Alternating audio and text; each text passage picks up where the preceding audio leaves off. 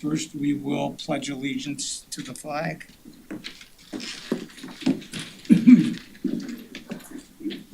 I pledge allegiance to the flag of the United States of America and to the republic for which it stands, one nation, under God, indivisible, with liberty and justice for all.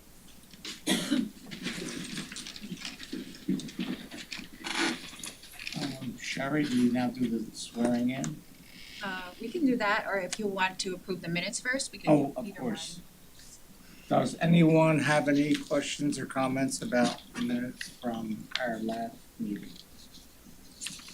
If not, would someone like to make a motion? I move to accept the minutes as they stand. Second, is there a second? Second. All in favor? Aye. Opposed? The motion carries, okay. Now we can swear in anyone who is planning to stand up and speak today. If you're gonna speak to the board, please stand and raise your right hand. Do you swear or affirm to tell the truth, the whole truth, and nothing but the truth? Yes. Thank you. So we're up to agenda item number 1, which is case UDP HP 22032. Amendment to previously approved certificate of appropriateness to include a garbage enclosure at the Historic Towers building at Las Olas. Tricia? Do you wanna do disclosures first? I'm sorry, yes. Anyone have disclosures? Did you see the property? Did you visit? I spoke with the gentleman, Mr. Schein, that's representing the applicant earlier today, but no site visit. Okay. Anyone else? The building doesn't exist anymore. Been torn down. Demolished. What has been? I didn't realize. Side facing? Yes, Wow, okay. they did it in 2 days. When was this? I don't know. Tricia? Yeah, so this item has come before the board multiple times. This is the Historic Towers Apartments, and it is a designated historic landmark. The board did recently approve in February of this year the reconstruction of the historic landmark. And it goes along with the new construction of a 4-story apartment building that's set to the rear of the building. The applicant is here today to request a couple of amendments to the original approval. So the main amendment that was outlined in the staff report is the dumpster enclosure, and that's being relocated from what was originally proposed, that was off-site, to being on-site. So it's just being relocated slightly to the east, but it will be located on the site rather than on the neighbor's property. It will have the same design as what was originally proposed and the same dimensions. It will cause a relocation of a parking spot as part of the proposal. And then I passed out an additional sheet to you which outlines additional requests from the applicant that were actually included in your backup documentation in paper form, but they weren't included in digital form. So it includes implementation of a grade change on the property, and I know the applicant will go into further detail about all of these. And that grade change will cause the installation of stairs, a ramp, and planters in various locations on the property, modifications to landscaping and site elements, and modifications to select openings, as well as the removal of condition number 3 from the most recent approval in February 2022, which speaks to the screening of the mechanical equipment on the roof. So the grade change is something that the board will have to consider as part of the reconstruction. The most impactful change is the installation of stairs that will be located on the front elevation leading up to the front entryway. And otherwise, the changes are to the sides and the rear elevations and not directly impacting the design of the building. The select openings that have been modified are mostly to the rear and to the sides and primarily on building B, which is the new construction. And the most impactful change is to Building B, with some of the openings that were previously called out to be French doors, now they're showing sliding glass doors. Staff still has a preference for the French doors as they are more complementary to the historic building or the reconstructed historic building. And then to specifically talk about condition number 3 and the mechanical equipment on the roof, they did provide a sheet, it's the last sheet of the plan set that shows the sight lines of the mechanical equipment and the fact that you can't really see them from the ground floor.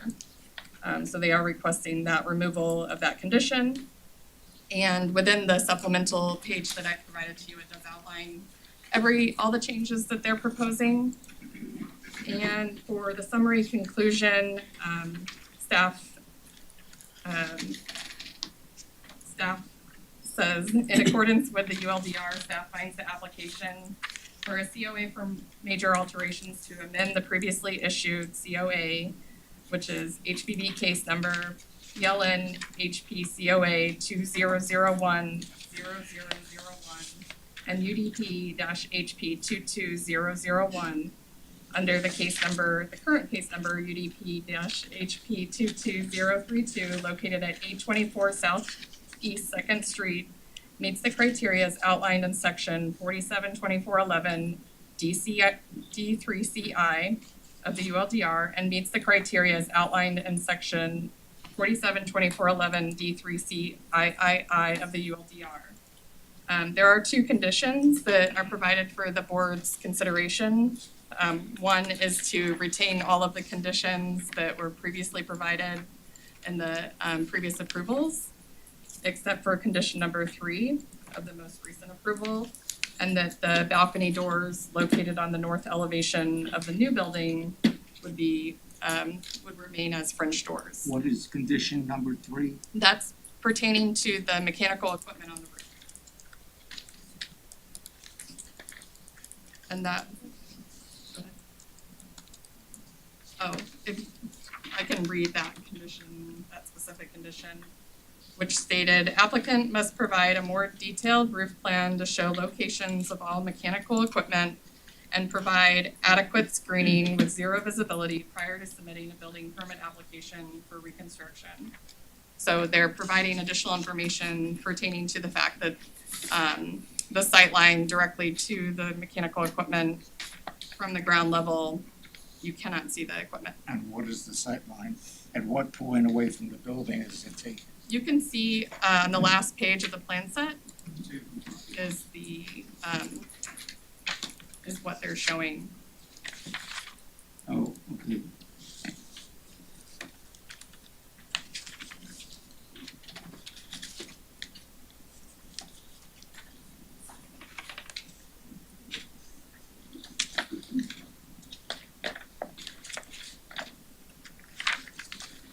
Is there any standard for the city of Fort Lauderdale in terms of a site? Typically we would ask for a new construction to provide screening, but for some historic buildings, it actually doesn't appear as good as it could be without it. So in this case, the applicant was proposing to elevate the parapet wall previously, but that actually changes the dimensions of the parapet, which we don't necessarily want to do when we're reconstructing a historic landmark. We want to retain the original dimensions. The location that they have the mechanical equipment in is set back from the front facade. It's not located right directly on the front elevation, and if they introduced mechanical screening otherwise, what's that? The front facade. That's the front, yeah. But if you look in the plan view of where the mechanical equipment is located, it's not pushed forward, it's pushed back. What was the proposed change in the parapet? A foot, how much difference were they suggesting? I think it was a couple feet of a wall that was shown on the plans. You're already elevating the difference with the building with flood elevation, so you're already changing it. That's for the discussion of the board, Yeah, we have to, yeah, to let's talk get to our about. discussion first. So, there are options to include screening. This is what the applicant is Okay. providing as an option because of the existing conditions and the information that they provided as far as the sightlines. Okay. So the applicant is here and does have a presentation. Applicant, please introduce yourself. Figure this out, I'll go to Well, I know, one thing at a time.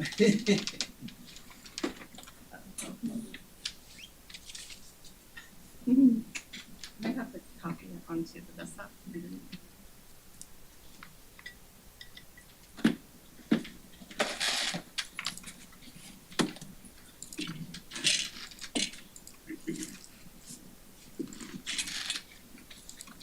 Make sure the technology works. Good afternoon, everybody. My name is Andrew Shine with Lockery and Chakas here representing the property owner. We also have Brian Lutz with FSMY Architects who is helping on the design. As we've gone through, this is the Towers apartment, 824 Southeast 2nd Street. It has been demolished. Just a little bit of history. We originally got approval 2 years ago to not demolish the building and just to renovate it, bring it up to current building code standards. We had multiple meetings on site with the building official, with the city engineering department, our structural engineers, trying everything that we could to keep the existing building and just bring it up to code. It would have been a lot cheaper for my client to do that instead of demolishing and redoing the whole building. But the structural elements of it, the city determined and our structural determined that it just wasn't possible. And that it had to be torn down and reconstructed. So unfortunately, we had to come back to this board in February to get approval for the demolition of it, and that has since commenced. So we're here today because we are getting further through the design process and the permitting through both the city and the county. And everything that we're going to discuss today, or almost everything, has to do with us needing to raise the grade of the entrances of the building. I'll skip around since Tricia did a good job at showing everything else. I don't know if you can see on here, I might have to try to zoom in, but the entrance to the building previously in the front was just doors at grade level, which was grade there was minus 3 feet 3 inches. That was grade. We had to raise the grade pursuant to the flood requirements. And at that point, the doors were below grade. So as you can imagine, that causes some flooding issues in the future. So in order to do that, we had to raise the doors 3 feet 3 inches from the ground. In order to do that, you can't just walk up 3 feet 3 inches, so we did have to add stairs to that area. So that's where the stairs are at the entrance there. You can also see on the top here that we did add the mechanical equipment and just bubbled it. It is not visible from the street. We did offer to screen it with a parapet, which is generally how screening is done. The city's code for accessory structures, which this is considered, requires screening 6 inches above the highest point of the equipment with a material similar to the material of the building. Usually this is done with parapets. It looks nicer, but in keeping with the historic context of this, we decided to ask the board to not have us do that. But we are still willing to raise the parapets. It is an extra construction cost, but we are willing to do it. But the line of sight diagram shows that they are not visible from really any street. You can go down blocks, and by the time you'd be able to see the equipment, it would be blocked by buildings. So it's definitely not visible, or won't be visible. A little more context on the dumpster change. The dumpster previously was actually a shared dumpster. It was mostly on our neighbor's property with a little bit on ours. This was worked out with this board and the city commission when we first went for approval. And one of our conditions was to enter into a shared dumpster agreement with that neighbor. Basically an agreement delegating maintenance responsibilities, operations, things like that. We have been working with them for over a year now and just have not been able to come to an agreement on on this. It's a condo association, no fault of their own, it's just, sometimes that's how things work. But we did find a way to move it back onto our site fully. So that's one of the main changes here. As you can see on the right, the east side, there are bubbles around the planter areas. This also is because of the grade change. That was previously at grade landscaping. When we were going through the permitting with the county, they did allow us to keep, because the county decides the stormwater, they issue the stormwater management licenses. They did allow us to keep some things at grade, like the parking lot, instead of raising that entire area up, which would have been not looked great. But the entrances to the buildings did have to be raised up. So the front, and then this is the east side, where we have above grade planters. It's really just we didn't need the planters, we needed the retaining wall there. Technology's not working right now. It is in the backup though, and you do have hard copies of it. But if you look at the east elevation of the new building, and you can see on plan left here, they did add retaining walls so that the stormwater doesn't flow into the street there. And with that, we decided to keep the landscaping on top to make it look nice. Landscaping is not really needed. It's just that the retaining wall was needed for that stormwater requirement. And that is the bulk of the changes. I don't want to try to pull a fast one, so I'm gonna try to show this, but if you look in your hard copy packets, on page AS204, there are two of them. I'm sorry, this isn't working.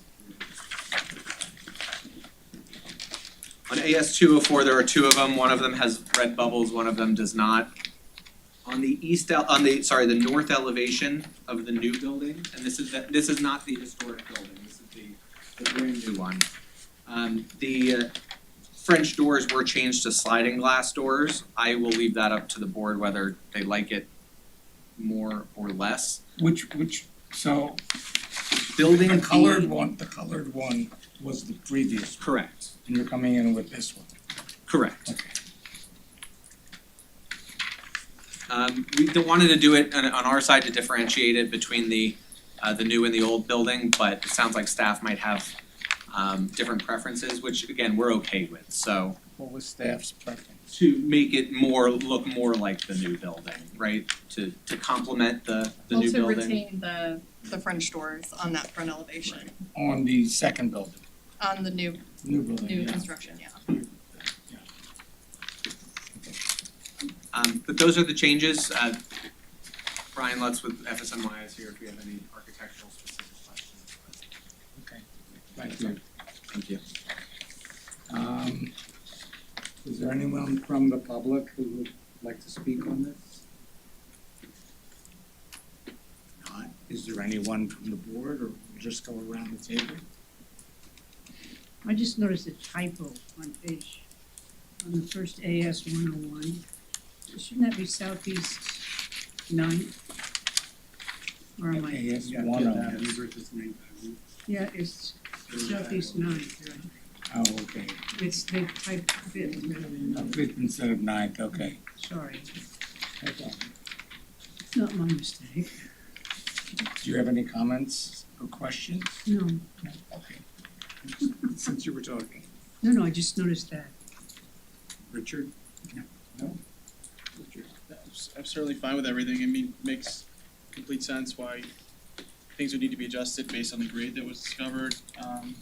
I particularly don't have an issue with the sliders being preferred over the French doors. I know we've had that conversation multiple times. In fact, I think we have a letter on it for a different property coming up later in the agenda. So for me, that does not provide a sticking point.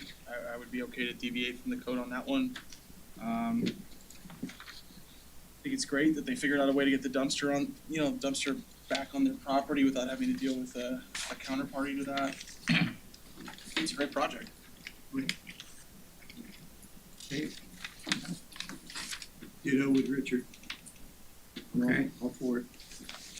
Well, first of all, even though I have no comments, I'm very much in favor of this. I'm glad the building is getting done. As an architect, I looked at it several years ago, and I advised the potential buyer not to buy it because it was so much trouble to renovate.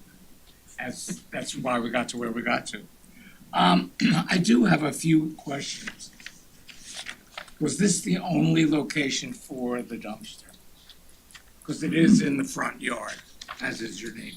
So it was the only location for the dumpster that could work on site and not make our neighbors angry. We did previously have the dumpster in the middle of the site on the west, in the, so I can pull it up on here. We originally proposed it right around here. Oh, okay. And the neighbors were not very happy with that. Other than that, no, that was the only area that we were able to fit it and have it be practical. Okay.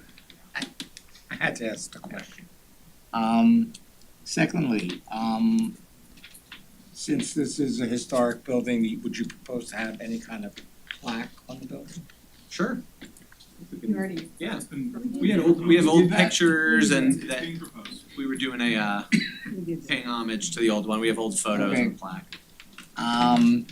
Screening and mechanical equipment on roof. I guess I'm in the minority here. I really think that it should be screened because typically when you take a line of sight, it's taken from the sidewalk across the street, which would mean it could be much more visible. So, I mean, in my mind, you're already raising the building, which is already changing the look of the building. So I personally would be fine with a parapet, or I guess you can't do screening like you're doing screening around the trash enclosure because that's too modern. We could, yeah, I Because that would look nice and it's a lot lighter than concrete. we could. I don't know how well it'll screen it. He suggested adding the same screening that we have around the trash enclosure for the rooftop equipment. Is that a wood material? No, it would be aluminum. So could you put that up on the roof? Potentially, if it's on the in lieu of raising the parapets. We have to get his name there. I can't We have do- to get his name so we can speak up there. Oh, yes. He's talking. You have to speak before the microphone. Okay. And introduce yourself.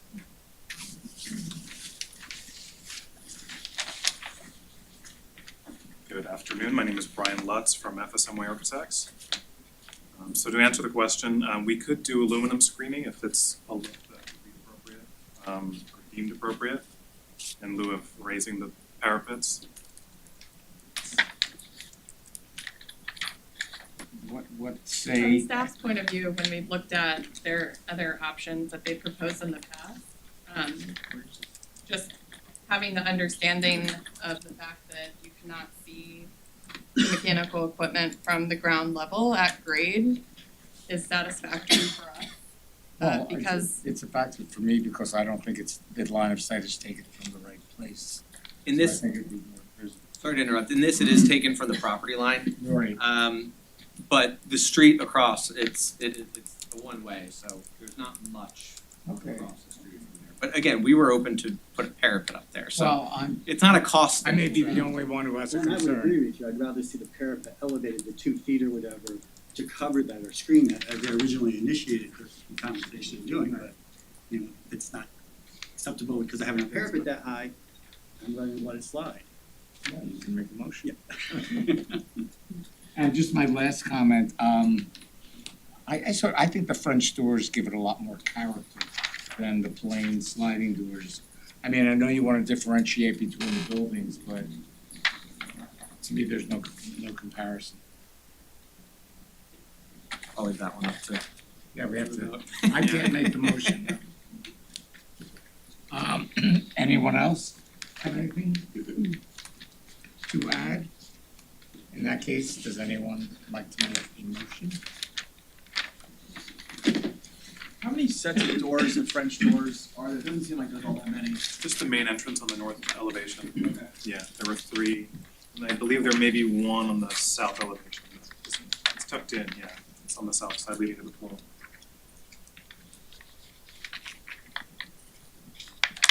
Yeah, the historic building, there were only balconies that are on the interior courtyard and those have sliders as well. So that's two changes, the French doors and the parapet, is that what we're deciding? Yeah. And is that something that you both representing the owner think that would fly? I think we can make, Okay. the parapet, we don't know how high it's gonna be. Yeah, I understand. It could be another 6 to 7 feet higher, depending on the height of depending on how high you want the equipment screened. Under the code, it's 6 inches above the highest point of the equipment. Okay, So okay. we don't have the exact specs of the equipment yet. But we can expect it to be, I'd say at least between 4 and 7 feet. Raise it up. We don't Yeah. necessarily have to raise it That high. to 6 yeah, inches that- as well. Right, well, I would leave that to you working with Tricia. Okay. But that would run one continuous line along the entire elevation there, right? Right. And you think that's a preferred? Well, that's what you're gonna have, you're gonna have that at the bottom It's a design along most of it. preference rather than potentially seeing the equipment. Yeah. No, just that's- if you know this street, right, to I Mr. do. Shine's point. It's a very small street. Right, yes. and also it's not as if there's a causeway, walkway, pedestrian way where all of a sudden you look up, like I interpret that part of the code to be, if you're walking down the street in a residential neighborhood, and you look up at a house, you're gonna see mechanical equipment. That's not ideal. In this case, you literally have to look up like that. So just, Go out of your way to find. you'd the have to angle look see for it. it, right, so my thought is, if you're looking at AS 201, right, Right, is that going to contribute or maybe even detract from the elevation itself? Or is that gonna make it look any more aesthetically? AS 201. That's just that, yes, it just happens to be the one I'm looking at. Oh, I'm sorry. Where they highlight the Yes, yes, equipment? yes, yes. Like, to me, I would leave it to the architect to make a decision on, it wouldn't have to be something I would necessarily wanna have purview over, but I can understand if it's a point of contention and can be steered that way, but I don't, I see it more as a single family home point of, But this is really a commercial apartment building, sure, so it's a whole different scale no, I get it. than a house. But aesthetically, like when you look at the front elevation of a home, whether it's a flat roof or a garage, you could see where that would play into maybe taking away from the overall design of the home. Whereas this, you literally have to look for it. You won't be able to see this. Right. So I'm trying to understand why we would Okay. cause them more work Right, for something that really in a lot of ways is, I don't wanna say irrelevant, but somewhat is kind of moot, because you're not gonna see it. Okay. I will leave this to the architects.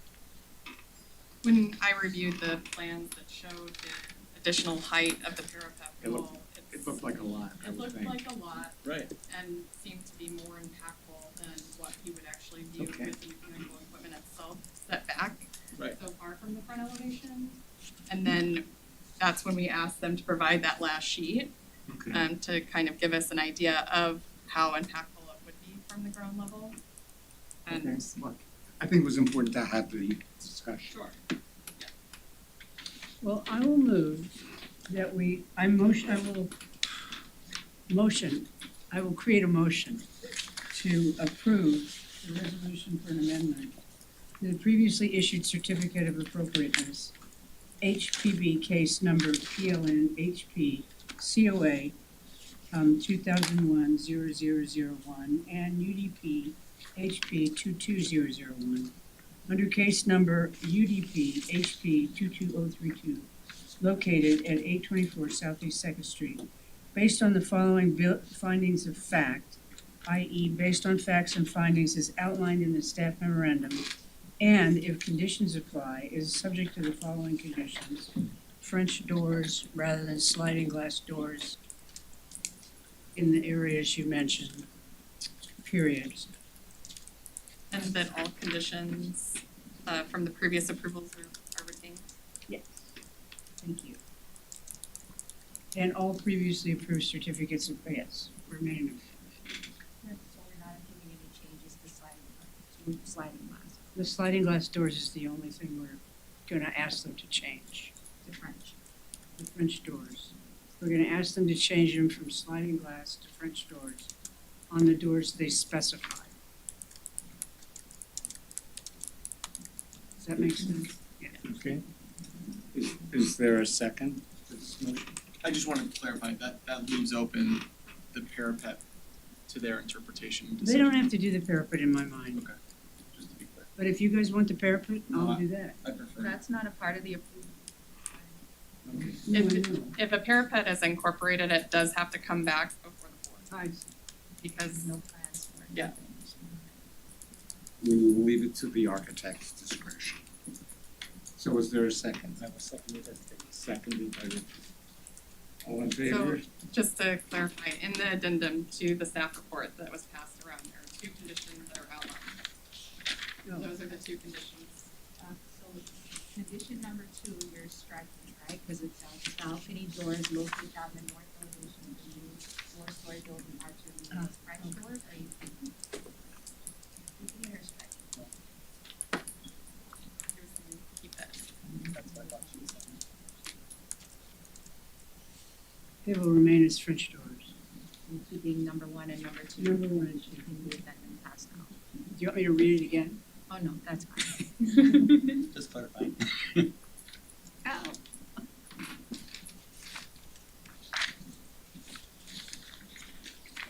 Okay, so we were in the middle of voting. So she had to reread it. But we should reread it, yes.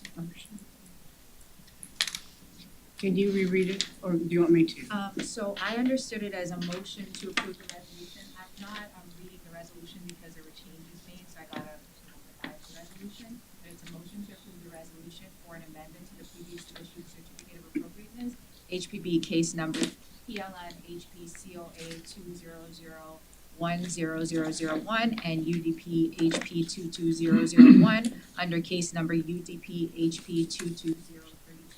Located at 824 Southeast Second Street, based on the findings of fact in the staff report, and under the following conditions. Number 1, all conditions of the previously approved certificate of appropriateness under PLN HPCOA 200100001 and UDP HP 22001 remain in effect, with the exception of condition number 3 of UDP HP 22001, resolution 2204. Which is to be removed. Number 2, the second condition is balcony doors located on the north elevation of the new 4-story building are to remain as French doors. So there's no approval of the sliding glass door. Everybody clear? Good. So that's the motion. Second? Okay. The second by Richard. So all in favor? Say aye. Aye. Opposed? Motion carries. Good luck. Thank you.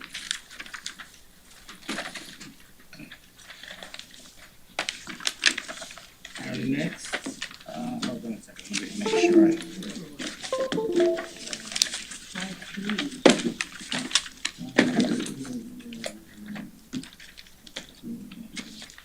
Okay, so this is case number UDP HT 22031 425 Southwest 11th Avenue.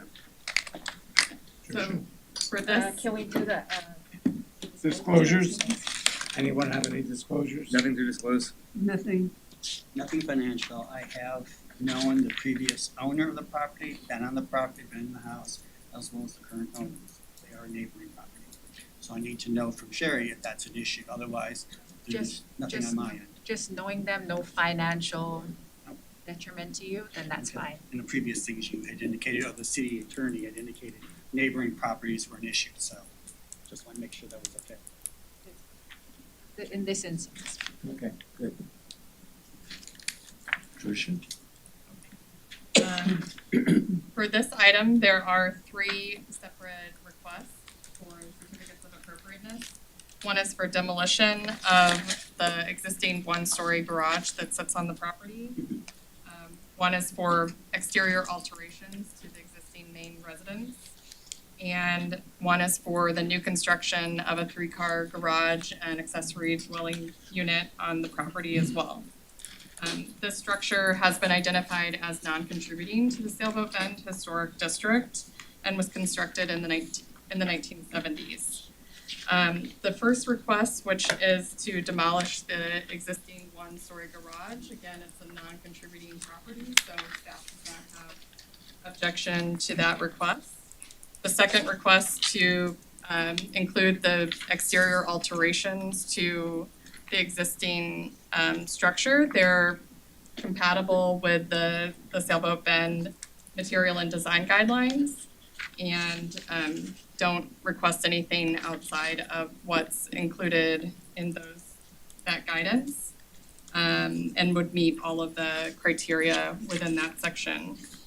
For the new construction, it is for a 3-story garage. It's a 2-story building, or did I say 3-story? 3-car garage, 2-story building with an accessory dwelling unit on the second floor.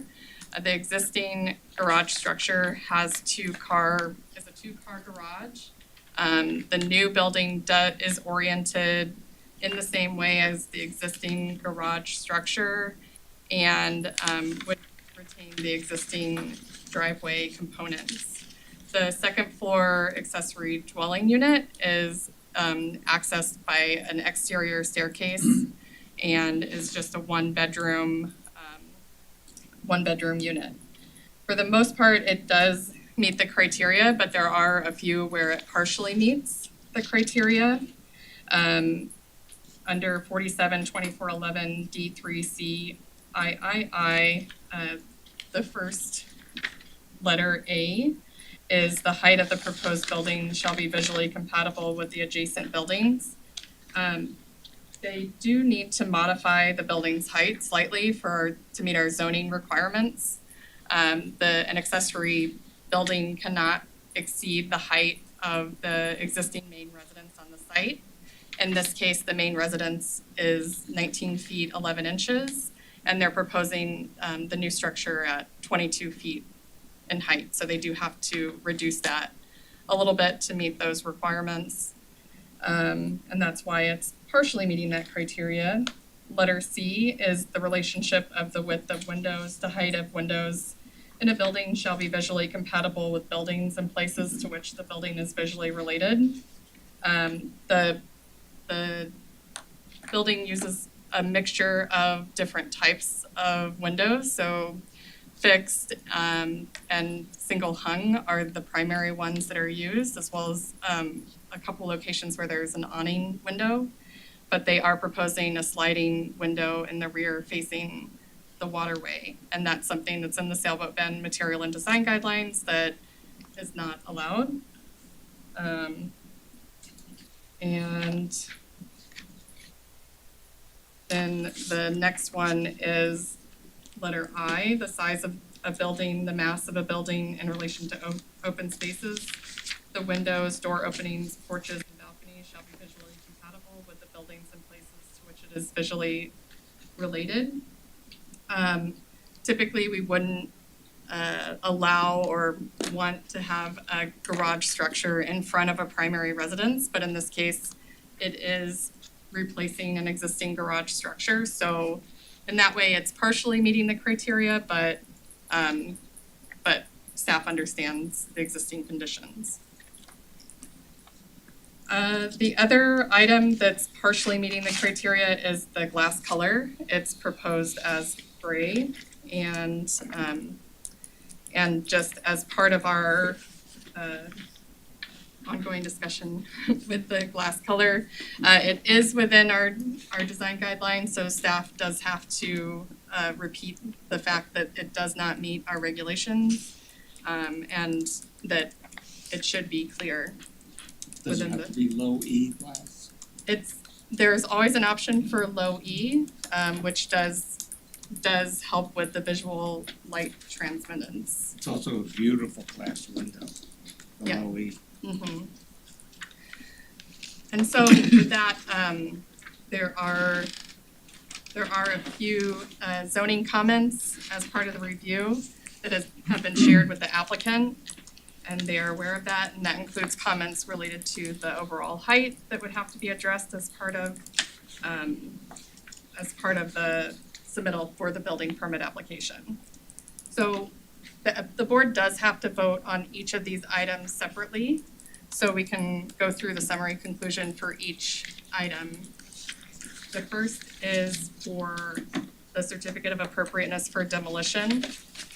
And in accordance with the ULDR, staff finds that the application for a COA for demolition under case number UDP-HP 22031, located at 425 Southwest 11th Avenue, meets the criteria as outlined in section 472411 D3CI of the ULDR, and meets the criteria as outlined in sections 472411 D4 of the ULDR.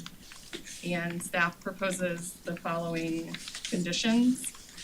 One is related to the fact that it's an archaeologically significant zone, and a cultural resource assessment survey would be required in the areas where ground disturbance is being located, and that this application is subject to the approval by building, zoning, and all ULDR requirements. Do you want to go through each of these? I guess we should have a discussion With and the a vote applicant? on each item. Right, yeah. Okay. Would you like to have the applicant come up before the board? Absolutely, Before? just in case. Okay. If there's a presentation or if there are questions.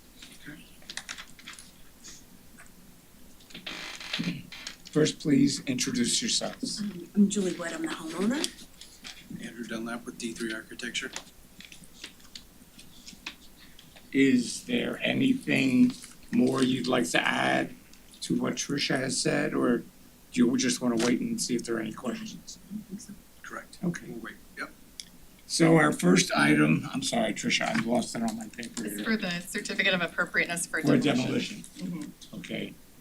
I'm just gonna go around the table and see if anyone has any comments, questions. Barbara, I'm good.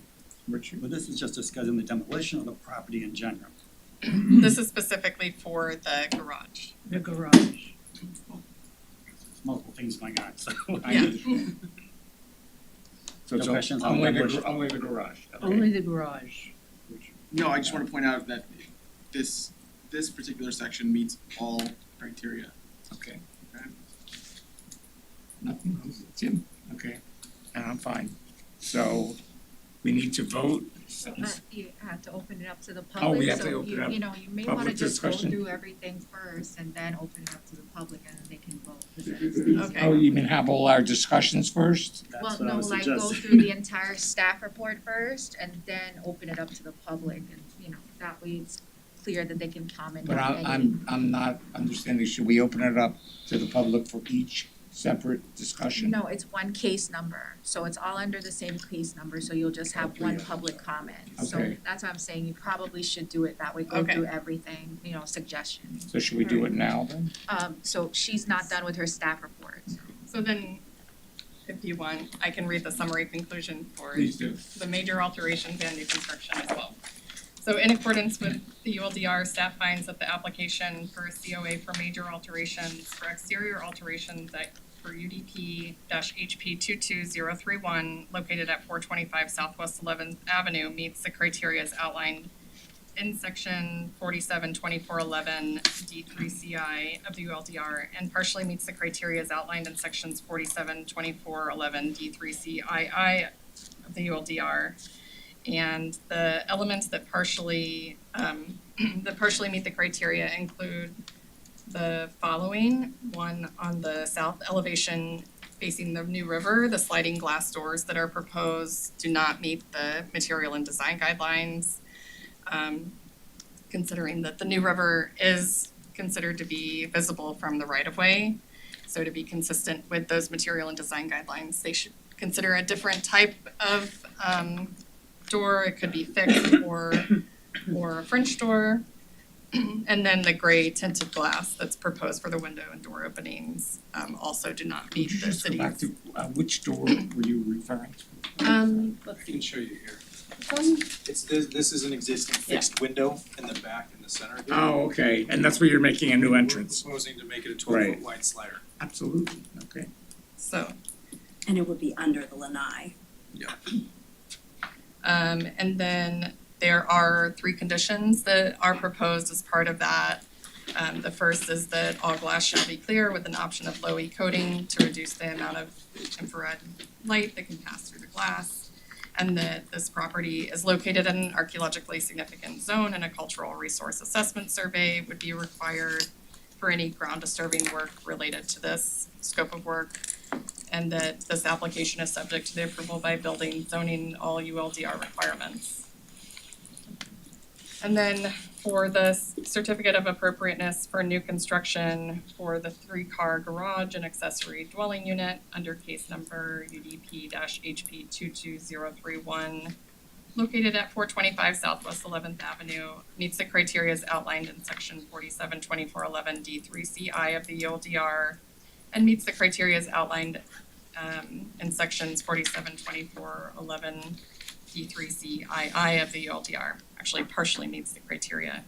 The items that partially meet the criteria are related to the overall height that needs to be adjusted to meet our zoning requirements, so reducing the height from 22 feet to 19 feet 11 inches at a maximum.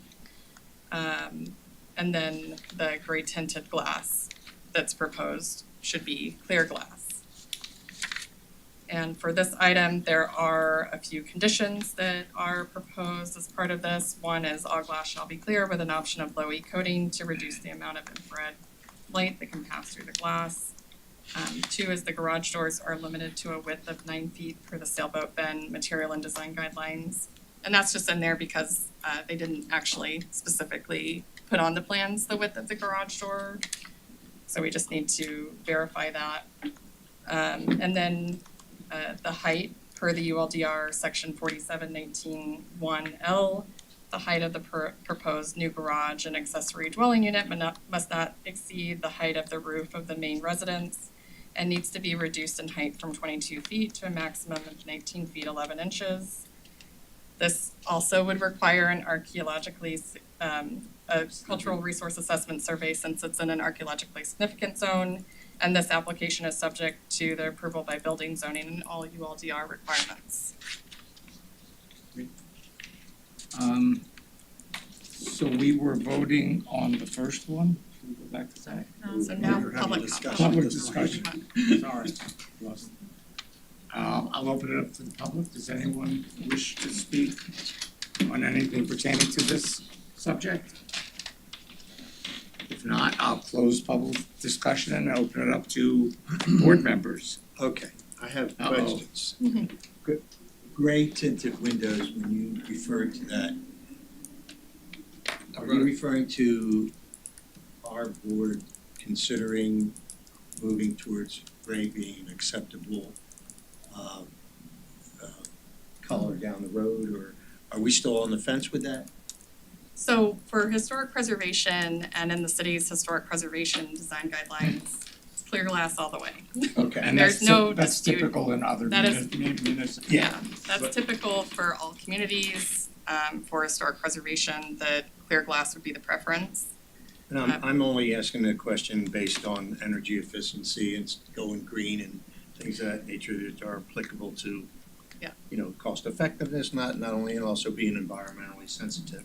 And that's why there is the inclusion of the option for a low E coating as part of that.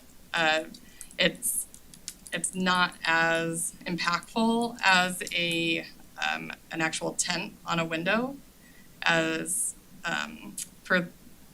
for a low E coating, it usually has a level of reflectivity, so there's usually some sort of mineral component within the glass itself, which is either a gray or green to begin with, and that low E coating just kind of has a little reflectivity to it, but at the end of the day, it's still a clear glass rather than a dark tint.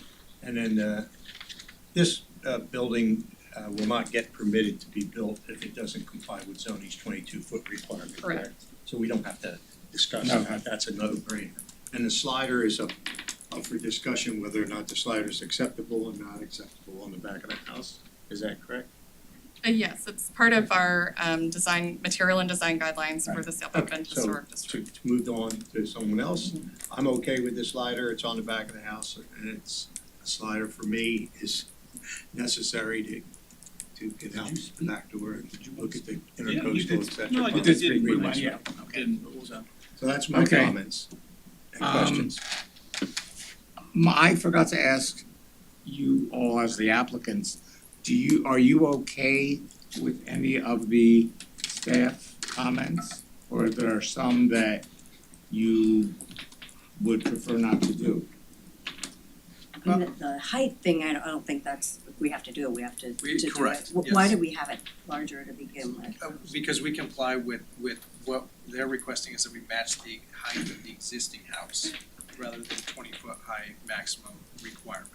So you're requesting us to lower it to match the height of the existing house, down to 19-foot 11. Yeah, an accessory rather than 22. building on a Rather site than cannot 22. exceed the height of a main residence. Right. Is that doable? Yes, we can make that work. And what about the issue of the glass? So I brought, this is the Solar Band 60, this is a clear glass with the gray Gray low E coating. tint in it. And this is, when we refer to gray glass, this is what we're referring to. So it's a Solar Band 60 clear glass with the low E Right. tint in it. So Yeah, if so this we- is acceptable, this is what we would like to Well- use. My only concern is that since the house is located in a historic district, and it is a standard that it shouldn't be colored glass, I think it's important to maintain certain standards Okay. in that historic district. But when we But as do- long as it's specified correctly, if it is a clear glass Right. with a It'll look a great. low E This is. coating, then that's fine. Okay, Yeah, when it's right, specified because as you have, gray. you have different types of coating, right? You have the green inner layer Right. or the The- gray. And we were, because we're using darker mullions on it and just the look and feel of the house, we went with a gray tint rather than a greenish tint on the house. So, I mean, really when we go with low E glass, these are your two options and this is what we preferred from an aesthetic standpoint. But we could go with this or with this. I mean, when you go with low E glass, this is what you are getting. But those are both low E. Correct. Yeah. So they're Right. covered either way. Right, Yes, so they you're are. really getting Yes, what you want. they are. You're Okay. not, you're with a low E coating, you're never gonna get a clear glass. Oh, I understand that, Right, okay. so this is what we're proposing Okay, and this is your other option. okay. So if you guys are okay with Well, I think the one you're proposing has a little grayer feel Correct. rather than the greener that is feel. correct, and we prefer a grayer tint. I think that's fine. Okay. So do you have any other concerns about any of the other? I have some other questions before you kind of How finish about up the with French that. doors? Do you object to putting in French doors rather than a sliding glass door? Well, so it's a 12-foot opening, fixed opening currently, as we were showing there. And just ease of use, screening, et cetera, we prefer from a functional standpoint, having a large 12-foot slider in the back. Otherwise, we'd have to break it up into two 6-foot French doors with a center mullion in it. It would change the aesthetic of the back of the house. We'd prefer to go with a more streamlined slider in the back of the house. Can you show them the back so they, because it's Yeah. also under, the proposed slider under a lanai, so I think the concern was from the view from the river that you probably wouldn't see it anyway with the lanai there. Okay. You know, Correct. What is show- it now? Sorry? What is it now? It's here, it's I just know, a but is fixed it window. is it a slider right now? No, No, it's a fixed, it's Fixed windows. windows. Fixed windows, I get it. Correct, and we're proposing to build out a covered lanai in the back here, which would further screen that and change that into Right, sliding glass doors in the back. okay. That'll look very gracious along the river, Yes, okay. so we would prefer to do that, like I said, from a functional standpoint. Good, thank you. My comment or question is like on this 4719-1 with the height of the buildings and accessory buildings, is that for the entire city of Fort Lauderdale and that's not pertaining to Sailboat Bend in particular? No. Okay, because I've noticed throughout Fort Lauderdale that there are properties, particularly in Riverside, which I walk through quite often, that there are buildings that are accessory structures that are higher than the original structure. And they are doing the exact same thing that is proposed here. And more than just by the 2 feet difference that you're noting, but by significantly, like an entire floor. And so, Yeah, I mean, I don't know, this is in an RS8 zoning district, so that's what's pertaining to this zoning district specifically. I'm not sure about other zoning districts, and we'd have to look at property by property. And to go with that, is it only for accessory structures? So if this were a continuous addition, meaning like there was a mudroom connecting them, you would not have that issue? Or it would still be an issue that it was 2 feet difference? If it were an addition, it'd be different regulations. So in other words, I'm suggesting if there were a connector, like a mudroom, rather than actually being a continually entirely different accessory structure, you wouldn't have that issue brought up before. That's something we'd probably have to discuss with our zoning administrator a little further and just on the specifics of what's being proposed. Because I'm looking at visually from the street, you're probably not gonna notice that difference with 2 feet or whatever. So I don't know if that's a requirement by the city that you couldn't get past zoning if that were coming before them, or if it's just our saying, you know, I'm not gonna look at that as an issue because it's not noticeable. Well, Yeah. the paragraph that she's referring to, it's pretty long, but I can read it, but there's like exceptions within it, but the first, sentence regarding this, it just says, within a residential zoning district, no accessory use or structure shall be greater in height than the principal building, and in no instance shall the height of an accessory use or structure be greater than 24 feet in height, except that on lots of greater than 1 acre, an accessory building shall not be more than 35 feet in height, and blah, blah, it goes on and on Right, and on. but that is all So- below the but- 24 feet, so Right. it's just that fact that it's 2 feet higher than the residence Right. itself, that you're saying it's an accessory structure that exceeds that structure. So if they did the parapet or the front entrance is 2 feet higher, then is that again higher No, than the it's the height accessory of the structure? building. But I think the focus is mainly on just the first part of the sentence, but the analysis came from zoning that analyzed this paragraph and applied it accordingly. So the issue is that it's higher than the principal structure, and that is not permitted. Right, but you're doing revisions to the principal structure, but adding that foyer. So if that is going to be 2 feet higher, that's higher than the accessory structure, does that kind of Does it irrelevant change then the- because it's below the 24 feet? Yeah, zoning said that doesn't change the perception, it's the main roof of the Right. structure, but we always work with them as far as doing a preliminary review on any project and what's actually being proposed. Right.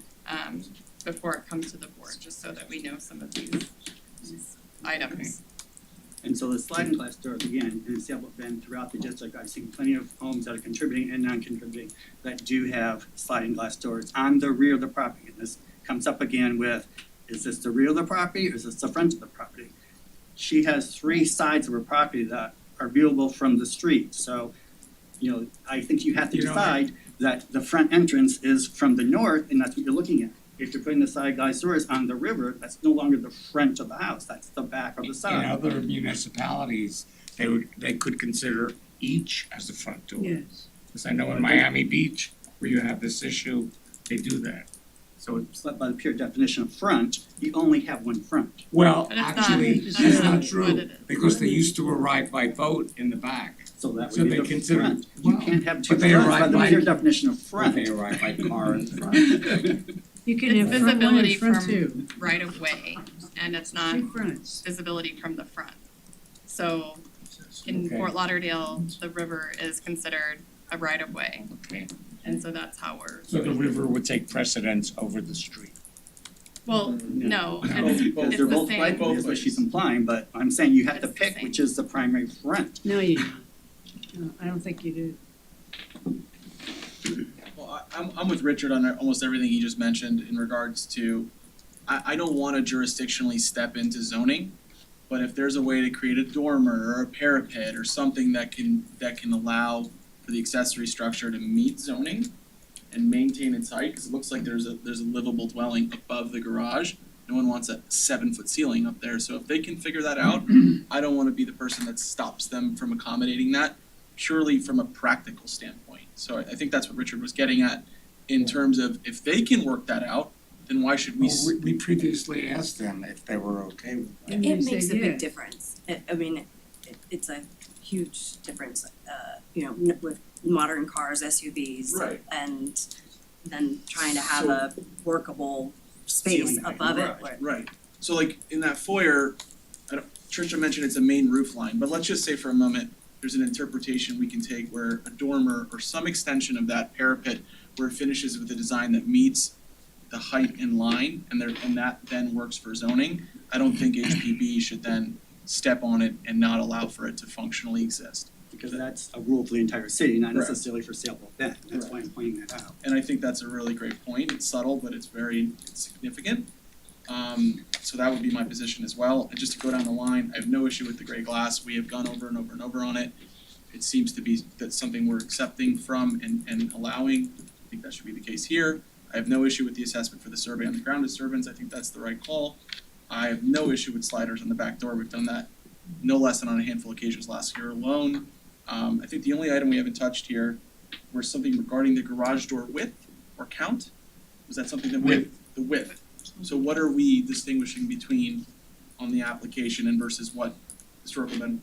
Within our material and design guidelines, it specifically states that the garage door width is limited to 9 feet. Right. And on their plans, they didn't state specifically what the width is. It Okay. looks about Well, 9 feet. we will provide 9-foot wide Yeah. garage doors. I was gonna say, even in this way, the way I see it, let's just say for talking point, this is the front elevation, right? It looks to be a 90-degree angle in which the garage actually is not facing the right of way, it's facing east. So arguably then, the right of way, which you would seem the code would read, that's the visibility concern. I think that's in some ways softened by the fact that it's now facing east and not north. So I think it's worth considering as well. But I think overall, it's beautiful. It looks great. I've walked by numerous times existing. This looks like All of it's behind a 6-foot wall anyway that you Yeah. can't see from the street. Yeah. Well, the point there is the 3 sliders feet, too, yeah. because from the river with the pool and the setback from the river, you can't see the sliding glass doors per se either, especially with a covering. So I think you kind of lose that French door Well, let's concern move, let's anyway. move this towards the vote here. Can I ask Conclusion. a question on the archaeological part of this, because 99% of what is existing here today is either under paved driveway or is a structure on the house.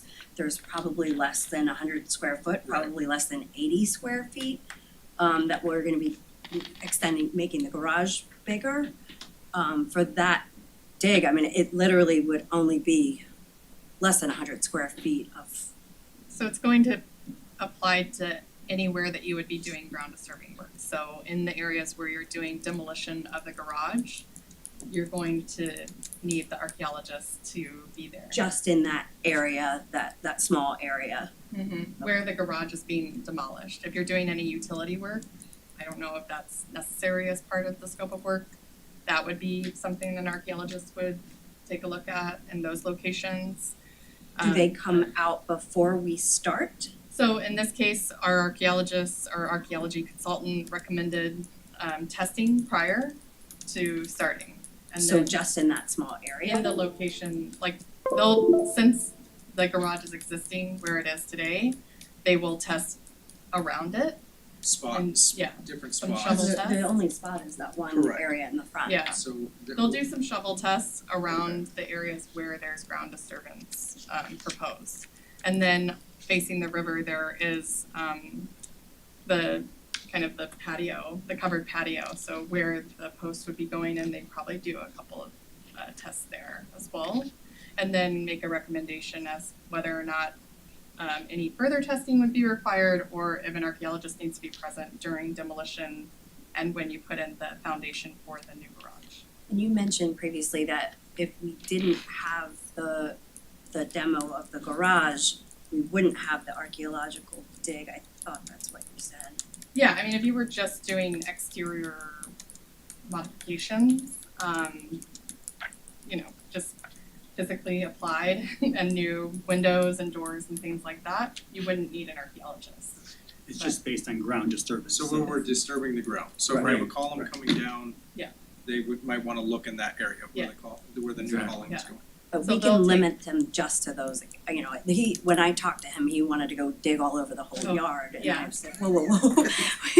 Yeah. I think for our purposes, less we find is better. If you go digging, we're very close to the park there where there is stuff. If it's just limited, we wanna make sure we limit him to just what we're. It would be pertaining to where you're doing ground disturbance, but like I said, if you're doing utility work along with the new garage, then it would extend out past the footprint. Understood. All right, so let's move towards, I guess maybe go back to the vote we were doing. Where are we now? Pardon? On the demo. We The do need a demo motion first. for the demolition. Are we doing each one individually? Yeah. Yes. So you're on page 8 of the staff report, so I suggest before you do the motion, just look at the conditions and just state whether or not you're adding those conditions to the approval or disapproval. So that's on page 8 of your staff report in the middle. I suggest the conditions from staff. So does this include the zoning or just the two other summary conclusions? So here for the demolition one, staff is recommending 2 conditions here. The one that talks about the archaeologically significant Right. zone, and then number 2 is that it's subject to the approval by Okay. building, zoning, and development. So these are pretty standard. Has the city always enforced its, this is just a subtle pickup, I mean, the archaeological consultant from the city be present? I always understood that to be a private vendor that would come in. Yeah, it is a private vendor that would come in, but so the city used to have oversight by Broward County, Okay, as far as the archaeological assessments are concerned.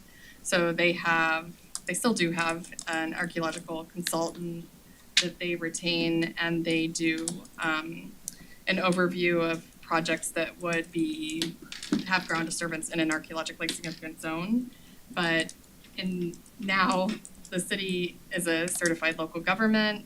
The Broward County made some changes to their ordinance, and the city has retained an archaeological consultant to do a preliminary review on any of these projects that come before the Historic Preservation Board or the Development Review Committee, if they're in areas where it is an archaeologically significant zone. So we have an assessment done as far as what is the appropriate action to take in these instances. And in this instance, the archaeology consultant is recommending a survey in the areas where there would be ground disturbance. And then once we get that report back, we would make further recommendations. So would somebody like to make a motion for the demolition? I'm just trying to discern, Arthur, why I that know. is a part of it, because it's significant. I don't believe it's right for an archaeologist to go poking around in an area that's not gonna be ground disturbing, so I just wanna be Well, that- certain that's limited in scope and It very is well limited, defined. yeah. Okay. Okay.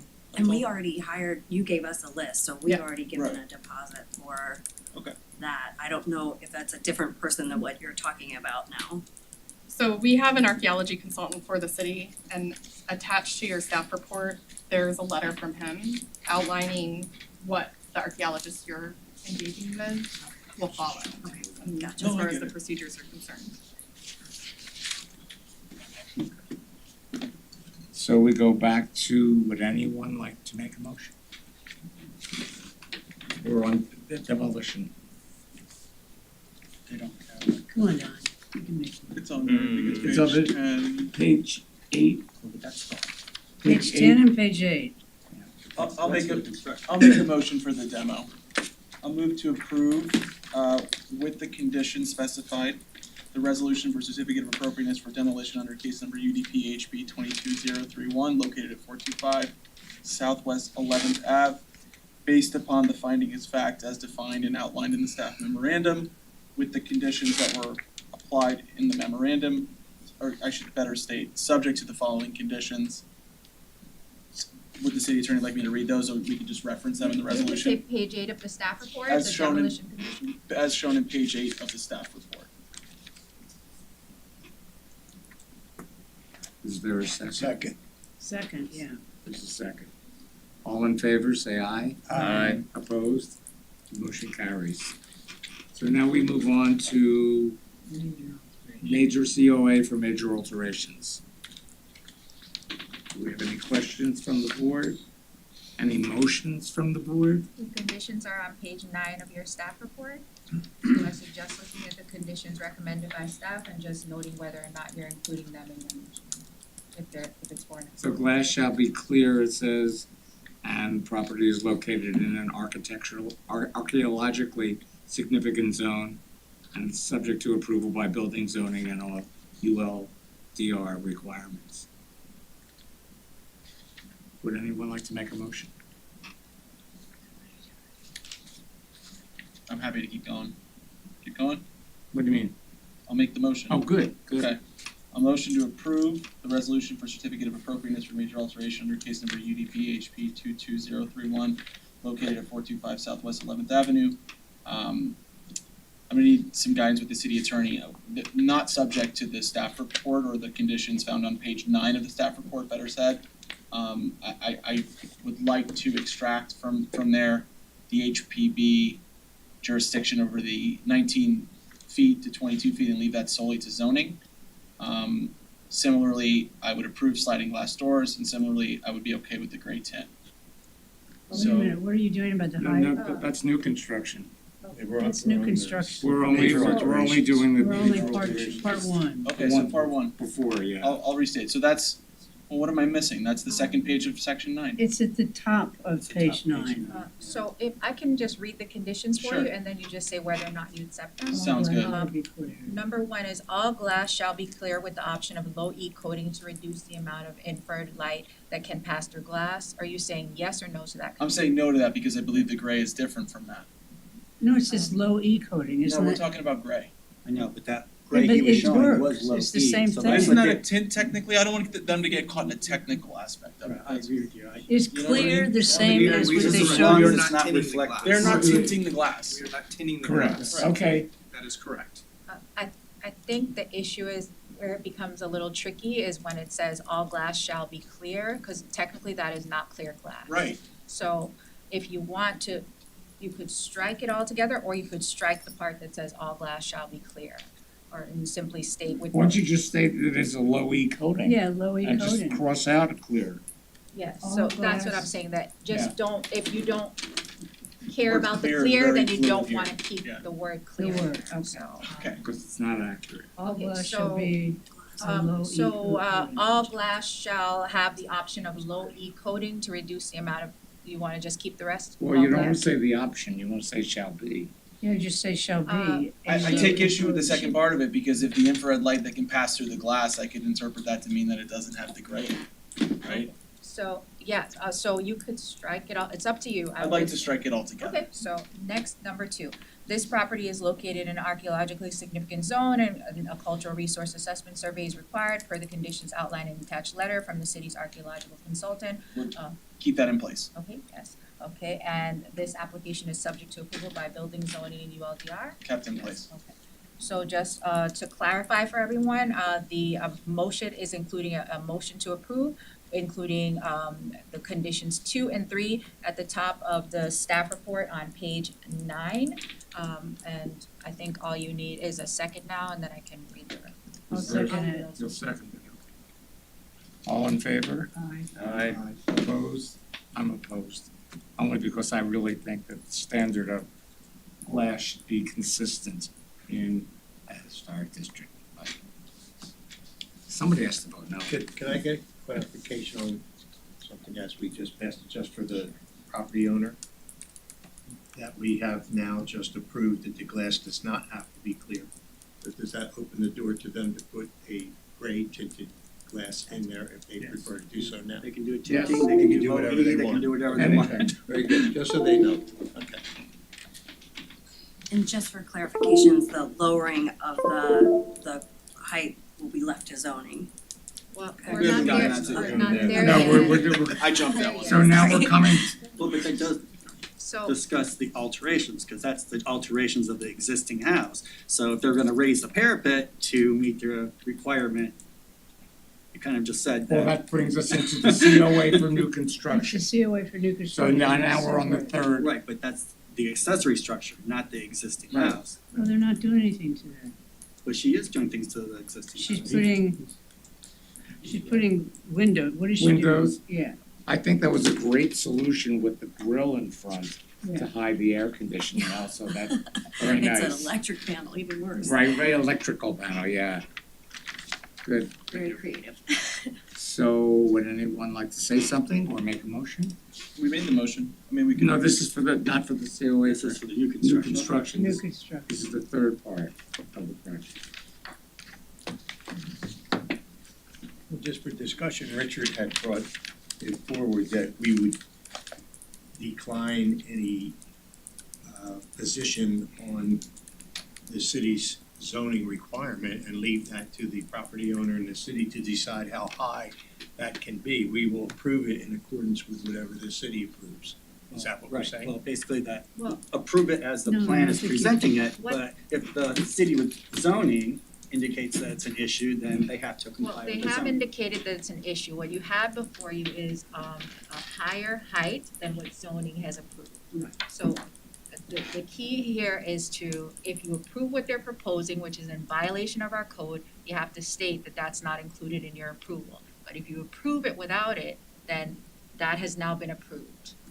So that conflicts with our zoning code. So they've already indicated it is an issue. That's not in dispute. Can we address what the applicant have you brought forth, or is it, I mean, it seems to be that the accessory you'd prefer at the height shown. We don't wanna, I don't speak for myself, I don't wanna approve anything that zoning is flatly saying Right. doesn't work, but have you brought forth anything with a parapet or a dormer or anything to see if that would work for Yeah. their? We have not, but, you know, I mean, there's a couple things here, right? The height of the existing structure, which we're showing here, 19 foot 11, is to the top of the parapet. Typically, as you guys know, you're going off the top of the structure, right? And parapets aren't included in those calculations. Okay. Parapets can vary, right? So what we did is we stuck with just the 22-foot max. We went with that, came off the property line and complied there. As you guys said, they're not touching each other, you know, the sight lines from it, and, you know, they're basing their justification off of the existing roof, but we're raising the roof in the front here, so it should be off the height of the new portico share entry there, Well, We but- discussed that with the zoning and you then, know? well, So, I mean, So their height is not based on the parapet, it's based on the, okay. I mean, it's it's based on the main roof of the house. And there's only one, it's the entryway that's higher than the rest of the roof. And the chief plan zoning processor reviewed this with us. they're And going he off said that's this- not the height this that they height would. right here, the top of the tile roof. So the only way you would do it, I presume, is with a variance if you were gonna go through the city's jurisdiction. And I don't wanna be in place. Well, they have to, if they wanna continue with this, they have to go to zoning and Right. planning to get approval from them Well, to you get that need to- variance. To go to Board of Adjustment for a variance. So even if we approved it, it wouldn't mean anything, truly. I now that we've kind of flushed it out, I don't think we should, I don't think we could. So I have a question. The center tower portion over the front door is already taller than the rest of the building, Correct. In the new design, pardon? in the new, In the new design. Well, wouldn't that qualify as making the original house larger, taller than the new garage? Yes. we discussed that with Yeah. zoning and they said that it would not apply. Because, Because it's the main roof of the house, Oh, not just a okay. portion. It lends itself to Board of Adjustment. If they wanted to make a case on why that's maybe an interpretation they don't agree with, then the board can adjust, right? So, Cause visually, like I said, it's not noticeable, it's kinda like, what are you Right. arguing about, but. So how do we vote in order to give them some latitude to work it out? And we don't go one way or the other? Well, we're just approving the accessory structure as planned, but they have to kind of go before, as we're pointing out, the other boards to they have get. to go to the other board. it's not gonna to get out of get approval zoning if they wanna unless continue to have unless it they that way. go to BOA, So right? if we approve this according to the way it's written here, we're not stopping or going with anything, they're really just gonna have that conversation with the city sooner or later anyway. What they're proposing is not permitted. That is a Right. code violation. Right. So here in staff's recommended condition, it states that they need to lower the height. So if you approve what staff's recommended conditions are, then they would meet the code if they lower the height. If they go ahead and keep what they have, that's a code violation.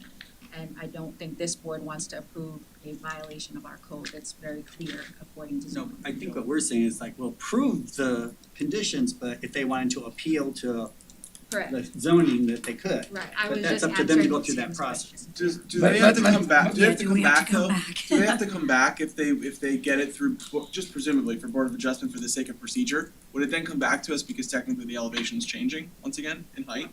Well, I'm not sure if that qualifies for, is it visible, all that's visible Yeah, on the record? it's So all it- visible, they, but they might need to. Or even if it's um, lower 2 feet, cause that's not the plan, so You know, they still have to hold on come a minute, back. look at the client, the applicant would like to say We something. would appreciate the opportunity architecturally to try and work through it, see if we could get it to work at the 19-foot 11, make the client happy, park their SUVs, everything like that. Okay. And if we can't, then we could approach planning and zoning and see if we can come to an agreement with them. It That's- doesn't work that way. I'm Okay. I'm the attorney for planning. No, not with me, but anyway, Okay. sorry, just joking. But anyway, so I just wanted to suggest that you look at the conditions here on page 9 of the staff report. So, anyone that does the motion, I suggest just going through each condition. I know that we already talked about one for the other motion, but it has to be clear for this motion too. So I just suggest going through each condition, recommended condition from staff, and saying yes or no to these conditions, and that way it's clear. And how do we approach number 3? So number 3, you would just accept staff's recommended condition so that they comply with the code because Okay, it's a okay. code violation. Right. So would anyone like to make a motion? And so previously what you did was you struck the entire one for number 1. You could choose to strike it or you could choose to eliminate the clear, whatever you'd like.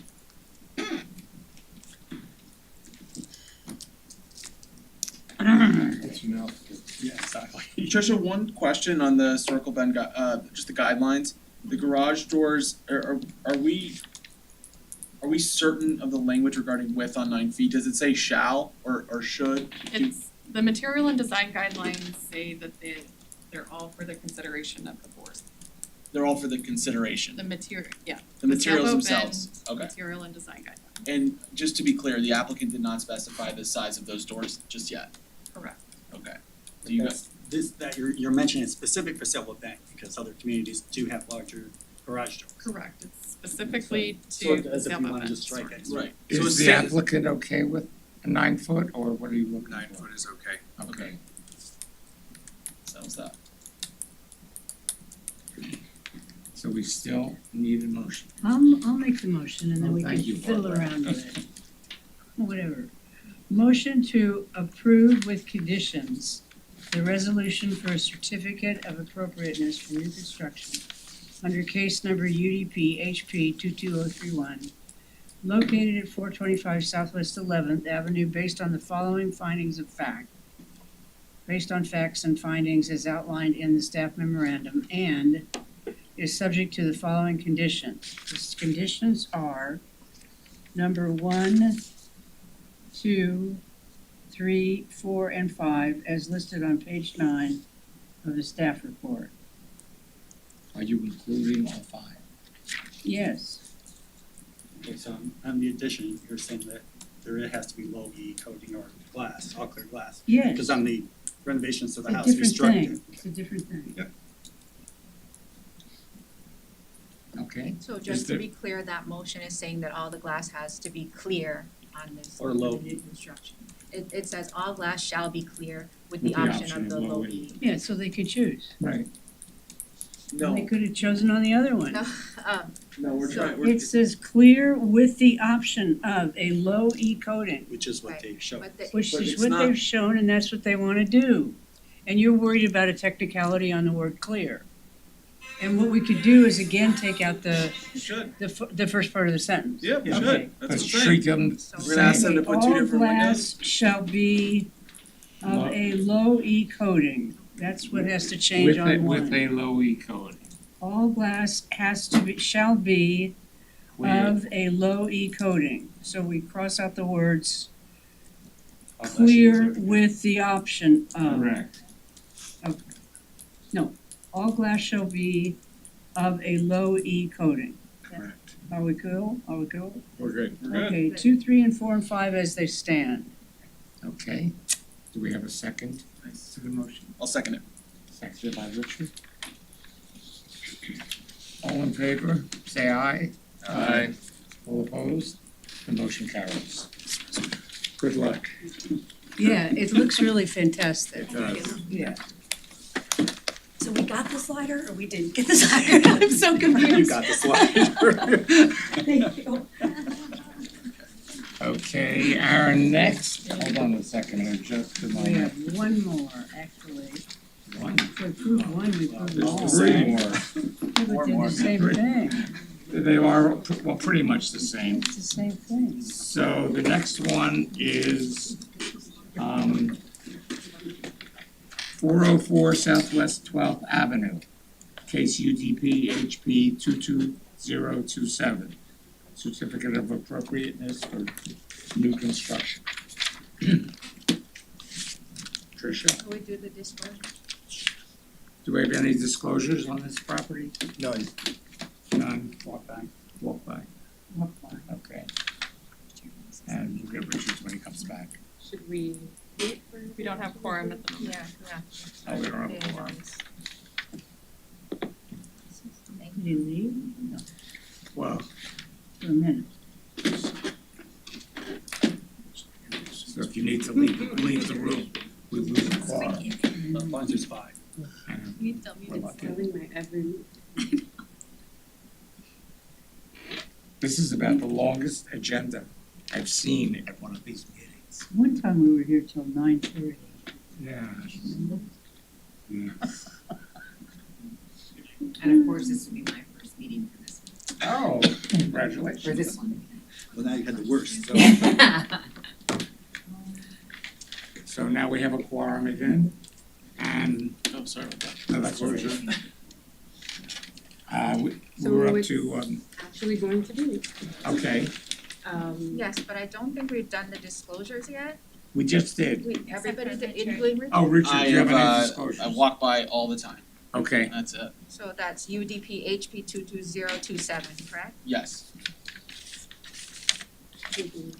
Yes, sorry. Okay. Hi everyone, DeAndrea, not Trisha. Okay, so this application is for new construction. And I just want to start off with a correction of the staff report. On page 7, under summary conclusion, it says that a COA for new construction, including the request for a setback reduction. I just want to clarify that there is no setback reduction. That is an error in the report. Where are you? On what Page paragraph? 7, I know. but under what- summary conclusion, within that first sentence. Oh, I get it, okay. So I just wanted to clarify that before we move forward. And so this property may seem familiar. The board did approve a demolition at 404 Southwest 12th Avenue back in 2021. So the applicant is here today with 4 separate cases. And this is just the first one for lots 9 and 10 of that larger parcel, where they're requesting new construction. So this is a 2-story structure, and the applicant did design it in a way that the second-story portion is pushed to one side of the structure. And on this particular lot 9 and 10, this does respect the 1-story character that's next door as the second story is pushed towards the future development sites. And you'll also see, a legend down on the left-hand side as well, sort of showing you where we are on that 404 site. So it's gonna be a smooth stucco finish, a shed roof, metal panel shed roof, and in the rear where the mechanical equipment is, you'll find a flat roof with a parapet. So we did find that it mainly meets all the criteria. However, there are some portions where it partially meets the criteria. In this case, we won't see it from the front elevation. Their garage is located on the rear elevation, but it does exceed the 9 feet in width that the Sebelt Bend guidelines discussed, but again, it's located in the rear, it's not on the front. So we, But again, that is something for the board's you consideration. can't have a garage that's wider than 9 feet? Per the Sailboat subopen pen. guidelines, it's at the board's consideration. Okay. It seems antithetical to a big car. Or Later, 2023. later. Yeah. And also, in another area where it partially meets the criteria, if you take a look at the right-hand side, so those smaller windows that are vertically aligned, staff believes that if they followed a similar rhythm as the smaller windows vertically, so the same size and separation, So you're looking at like little squares to be Yeah. continuous, the same thing as the other it would one? have a better rhythm. Yes. So staff finds that it partially meets the criteria in that area. And the other area where it partially meets the criteria is again with the two-story portion, but because they did move that massing over a bit so that it isn't the full second story, we find that it partially meets the criteria. It respects their historic neighbors. Yes. Sorry, excuse me. And so, the summary conclusion, staff finds that the application for new construction, and again, there is no setback reduction request under case number UDP HP 22027, located at 404 Southwest 12th Avenue for lots 9 and 10, meets the criteria as outlined in sections 47-24.11, D3CI, and 47-24, 11DC 3C I.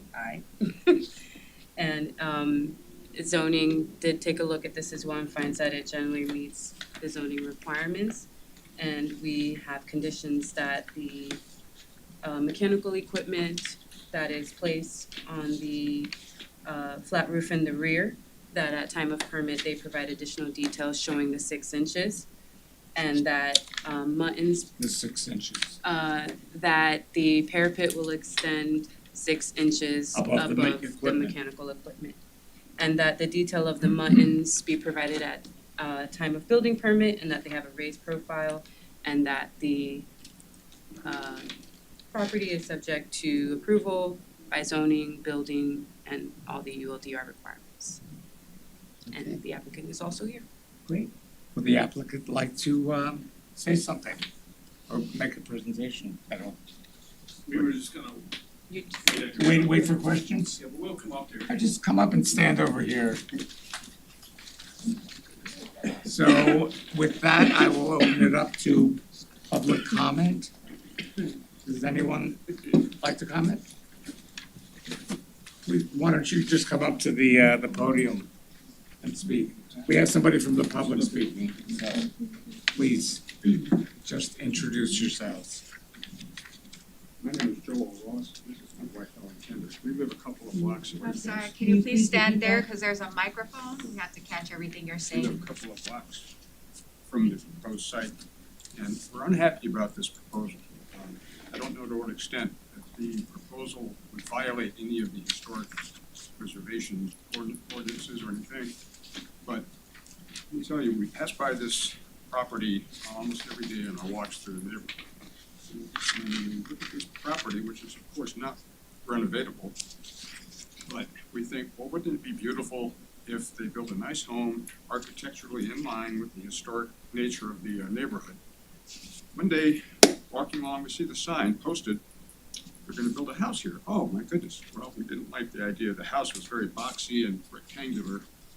Didn't tell, you know, that might be a house in Rio Vista or in any other neighborhood in the city. And we said, well, okay, that's a house coming. Walk down a little further, second sign, 2 houses. Wow, we put 2 houses on this property.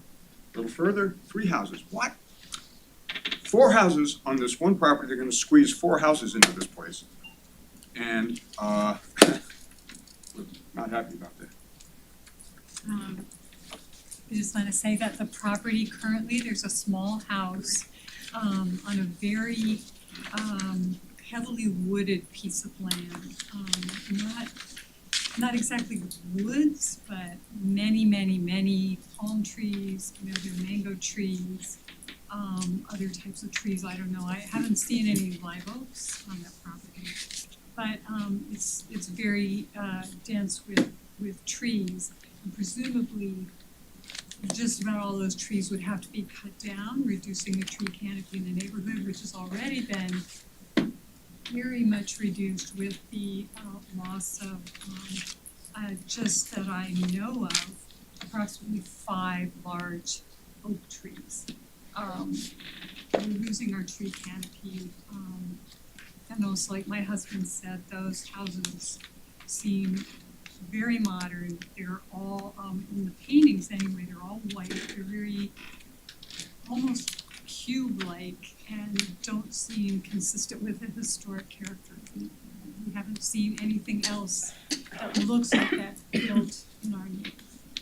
With all the new construction, it all seems to have to meet guidelines to fit with the character of the neighborhood, and this is the first time we've seen anything that is glaringly out of character.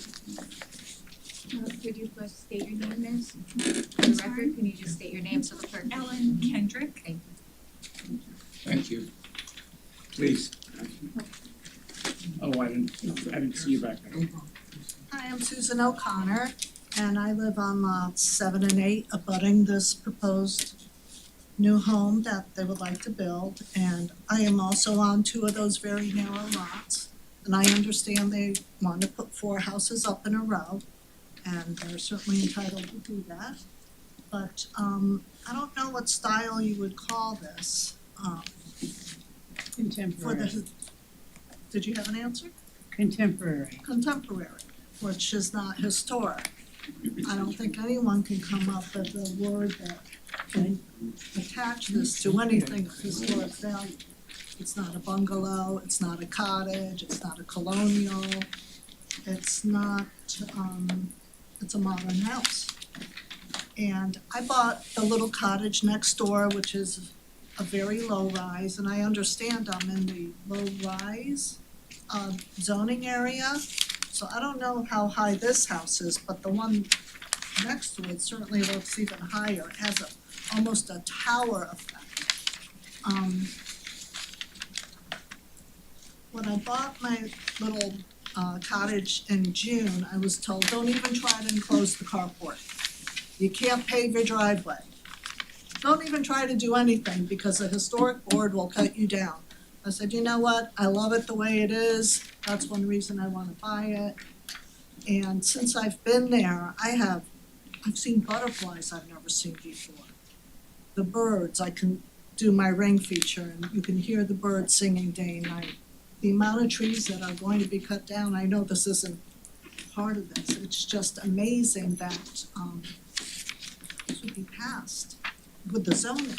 Now, I don't know how far along this project has gone, as far as the house before us, the number 2, that's all clear.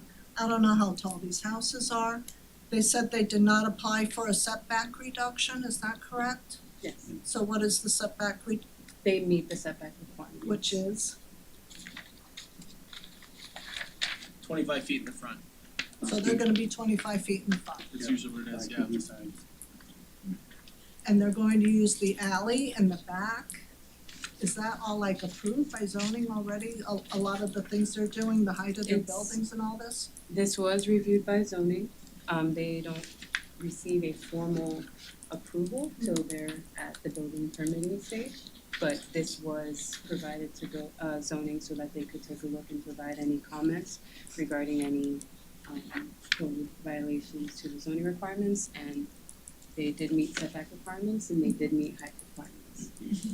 And the setback in the back for the driveway, and then that alleyway back there, I believe it's paved up to my backyard and to this yard maybe, and there's a drain. But after that, I believe it's gravel. maybe the applicant can speak to any improvements that they'll be doing in the alley to Yes, access. hi, the driveway, the alleyway back there has not been maintained by the city for the last Excuse me. 30 or 40 years. Can you give me your name, please? My name is Alan Powell, Thank you. Powell. And you'll have to speak into the microphone. Hi, the alleyway is an existing city alleyway that's been there since they platted the neighborhood. The city does not maintain that alley. It's overgrown with weeds and dirt, it's not really gravel. The same alleyway south of your property is paved, and they paved it when they built those townhouses there. And we were proposing to pave the alley as well, going from that point forward. It'd stay a one-way alley, but it'd be paved, for access to the garages. Because it was our understanding that the neighborhood review, everyone preferred garages in the rear where they do not see them, so we proposed putting them in the rear. Which I would think is a good thing. Yeah. But I'm not I think arguing that. your comments are more about the It's more about architectural the- yeah, style. the I architectural, mean, I can that's address what your it's other for. comments if you'd like, I mean, that's. Okay, Sure, what kind of okay. style house is it? Well, the height, May I Again, suggest that she just finish up her comments? why don't you finish your presentation, It's not and then really a we'll have this question gentleman and get answer. up. Thank you. For that. And I don't think that's a bad thing, using the alley or having garages in the back, that's fine.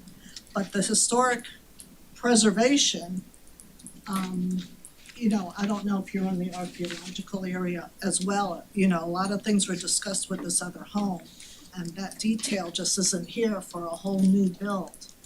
I appreciate the thinking of, lowering the roof line to glide into the little cottage that I have, but it's still a very modern style.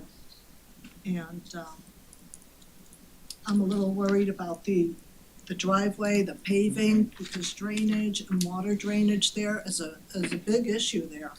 I'm sure the lady before me understands that very well.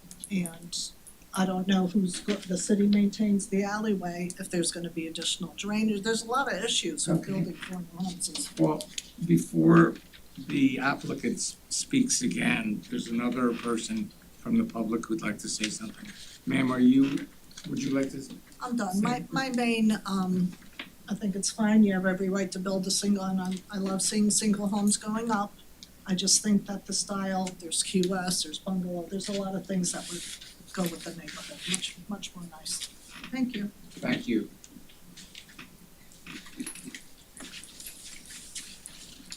Hello, everybody. My name is Ted and Sarah. I think I got the word that, if you wanna know what I think, the word that everybody was trying to think of, architecture of style, or what kind of housing is this, I think I got the word for it. It's called ugly. But, these houses just do not fit like everybody said in this neighborhood. This gentleman, he said you obviously live in the neighborhood because you walked by the other development, and this one, I don't see how you can, be for this whatsoever at all. I look up here, it says the Historic Preservation Board. Well, it's time to stand up and do that. And approving these types of buildings in this historic, iconic neighborhood is the exact opposite of what it says on that board up there.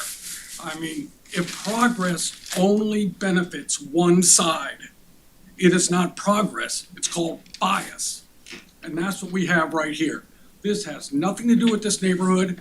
I went by there, come on, we see these houses, the design was done with a ruler and a Sharpie? I mean, that was it, there's no imagination. They're gonna cut down all these trees. They cannot work within the environment there. And it is just, I see these same designs all over the city of Fort Lauderdale. It's like nobody has imagination anymore. Somebody in this building has got to stand up for the residents and all this unwanted development. The mayor is not, the city commission is not, the zoning board is not, and now it's time for the Historic Preservation Board to actually stand up and be the Historic Preservation Board. The developers want our neighborhoods, our iconic District 4, District 8 neighborhoods. And you know what? This city is just puking them to them, just giving it to them. And you know what? They are never gonna look the same. They will never look the same. I was born in Broward General Hospital in 1956. I went to Croissant Park Elementary School, Rogers Junior High School, and Stranahan High School. this city and what we are doing to it and what our elected officials are doing with it and just providing these developers is just shameful. Someone has to stand up for the residents. God knows no one else in these offices over here are. And, cause I go to these meetings, I speak all the time. You know, I'm 0 wins, 14 losses in the zoning board. You know, I did have 1 tie, but, you know, I didn't count that one. But, come on, this is a great neighborhood, the oldest neighborhood in Fort Lauderdale. I mean, this is where it all started. And to put something that looks like this in Sailboat Bend is a crime. And what they have to do to put up something like this, tear down all these trees, level the ground, because there's no imagination. It's just pitiful that this is the designs that we're actually considering to put in this neighborhood. You know, come on, we love Fort Lauderdale. We stand for something here. This is the preservation board of all, you know, for crying out loud. It's time, you know, to preserve this area. If you're not gonna preserve Sailboat Bend, then what are you gonna preserve? You know, then that line, you might as well just have a big eraser and just erase the line, because then everything is up for game. The developers can just have it all. Whatever you wanna do, whatever square buildings you wanna put up, it's yours. I think your All right, time thank is you up. very much. Thank you very much. Oh, we do have a 3 minutes. Yeah. Okay. This is not our. Summarize it. This is not our I'm first Robert rodeo O'Connor. on that. And you said everything I wanted to say.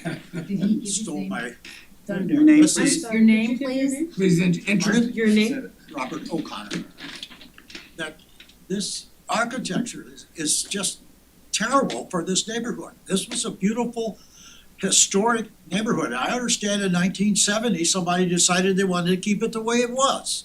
Make whatever house comes in, it's kind of like the same 40s, 50s houses in design. It's modern design, it's like, I don't know what the right word for it is, but it's terrible. Another problem is, it looks like these 4 buildings will cover up about 80% of the drainage, of the impervious to pervious ratio. And right now, when we have a heavy rain and a king tide, we get 2 or 3 inches in the backyard.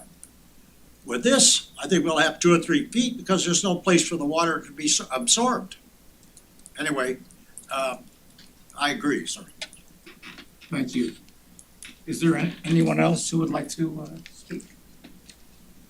If not, we'll close public discussion and open it up to the board. I don't think the applicant Oh, we- presented their case yet. But they said they kind of They were gonna answer answer questions. questions, and That's what they said. Okay. Well, if, Would you like to answer some of the just a couple, points that have been raised? Stand in front of the microphone. the intent is to keep the large oak trees on the property that are there. The palm trees, you know, yes, so some of them will be saved and some of them will have to go, obviously. This property has been, it's not someone new developer just coming in and saying, let's just build whatever we want. The applicant here, which is Mr. Barry, his family's owned that property since the 1920s. So it's just a redevelopment of a property that they've owned all along. And the intent is to stay within all the zoning codes. You know, we're lower than what's allowed by code for that lot. We're less dense than what's allowed by code for that lot as far as square footage of the house or, you know, coverage of the lot. So, you know, people might not like that look. There's lots of looks people don't like, or they may like that look. You guys, this board has approved many properties that have similar roof lines like this that may not have already been built already. You approved one within the last year over across the street from the river. So I don't find the look to be completely out of character with the neighborhood, but also that we were told the intent is not to build something that looks historic. Don't try to copy the historic elements of the neighborhood with something that's obviously not historic. And we try to do that without trying to offend everyone. So that's, you know. Okay, thank you. With that, I will open it up to the board discussion.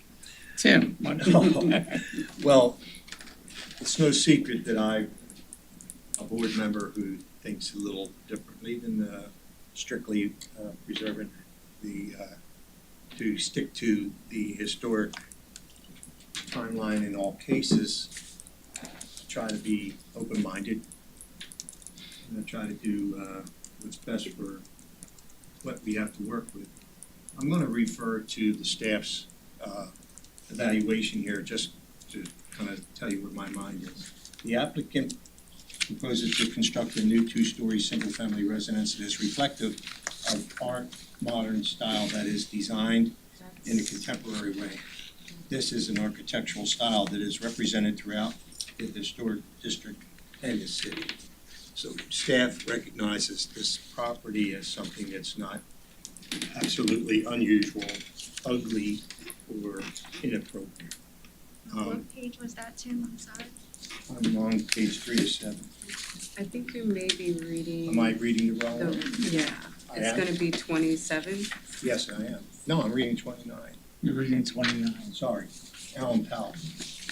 Yeah, we haven't come to that one. You Okay, should read sorry. 2-7. There's four applications. There are four But your applications. your general comments. I would have to say apply. that you're probably gonna say the same thing because they're basically the same design. Right. So, No, they're not. I mean, one of There's them is difference. very different. Well, we have to take each one separately Okay, I because they're all apologize. Let separate me- applications. let me back up on it. I guess I could say it this way then.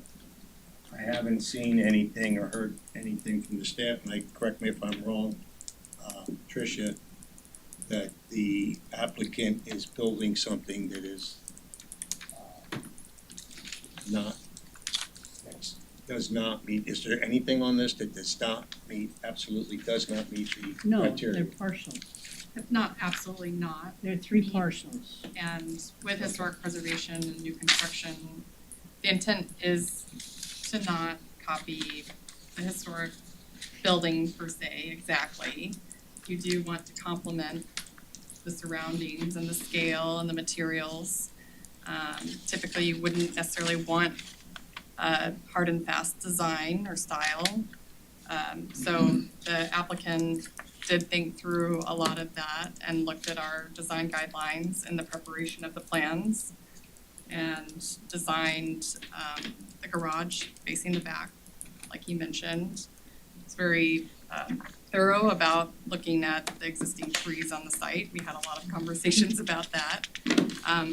They actually came and met with us a few times to discuss what options were and took into consideration the neighboring one-story property in this specific site. So, I apologize for getting started on the wrong foot, but I just find that, I know we're gonna run into these things when we start over with properties, try to make your neighbors happy and try to make the Historic Preservation Board happy. I know this board works very hard to do the best they can with everything that's brought before us. And I don't think anybody here has any ignorance to the fact that it's a hard job and we're trying to be fair all the time. We listen to everyone, as we just did. So with that, I'll just give it back to you to listen to the other board members. Nothing? Okay. Well- We're going around. Oh, we're going around, okay. It's your turn, Barbara. Well, we've been down this road before, and I agree completely with people who find 3 of these buildings, I find 3 of them inappropriate for the area. One of them, the last one, I think could be accepted. You're talking about this is the last one on the corner? No, the first one is that one up there. That's the first The one. last one is the very one, it's the opposite, it's this one, yeah, you're right, yeah. So we have considered buildings similar to the first 3 structures before and have decided as a board that it doesn't That's the other fit the neighborhood. The last building could be, we're gonna consider it separately, but I concur with the area owners that this is gonna be an eyesore for sailboat dinners. And it's gonna stick out like a sore thumb. And therefore, I would not want to approve 1, 2, or 3, but we're dealing with the first one. I would not want to approve this one. Thank you, Richard. I've had concerns all along of the direction that historic preservation, the city, has gone with a lot of things because this originally, my understanding, was supposed to be a pre-1940 designation. And it's been a rolling time frame. So now we're up to 1972, 1973. So this would fall in my opinion, to that 50-year time frame when you're doing a rolling time frame. So I can't object to it because you've been doing it all along, and in fact, the city of Fort Lauderdale with its own property with the police station has a totally different landscape or design that doesn't go with the pre-1940 style. So if you're going to approve them, or you have approved them, everybody on this board did, basically with the police station, you accepted that as being a different design, you're continuing down that path, and there's no reason why you should be preferential treatment for one property over another at this point. So it kind of falls into that same character as I'm pointing out, 1960s, 1970s style. It's not what I prefer in the neighborhood. I don't think it's appropriate, but it does kind of blend in with construction that's continuing to be built.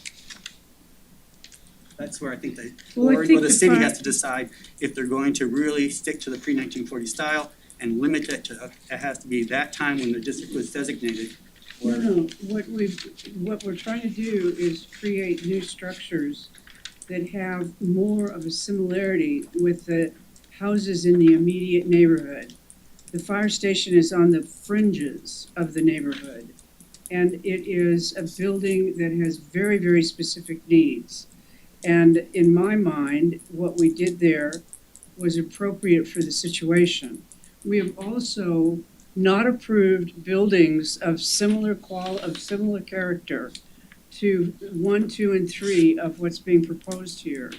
So we have been, in my mind, willing to say, these do not fit into the Sailboat Bend area. They are not appropriate to the neighborhood. I see a lot of characteristics already existing in the neighborhood. Well, yeah, but do we need to add to that?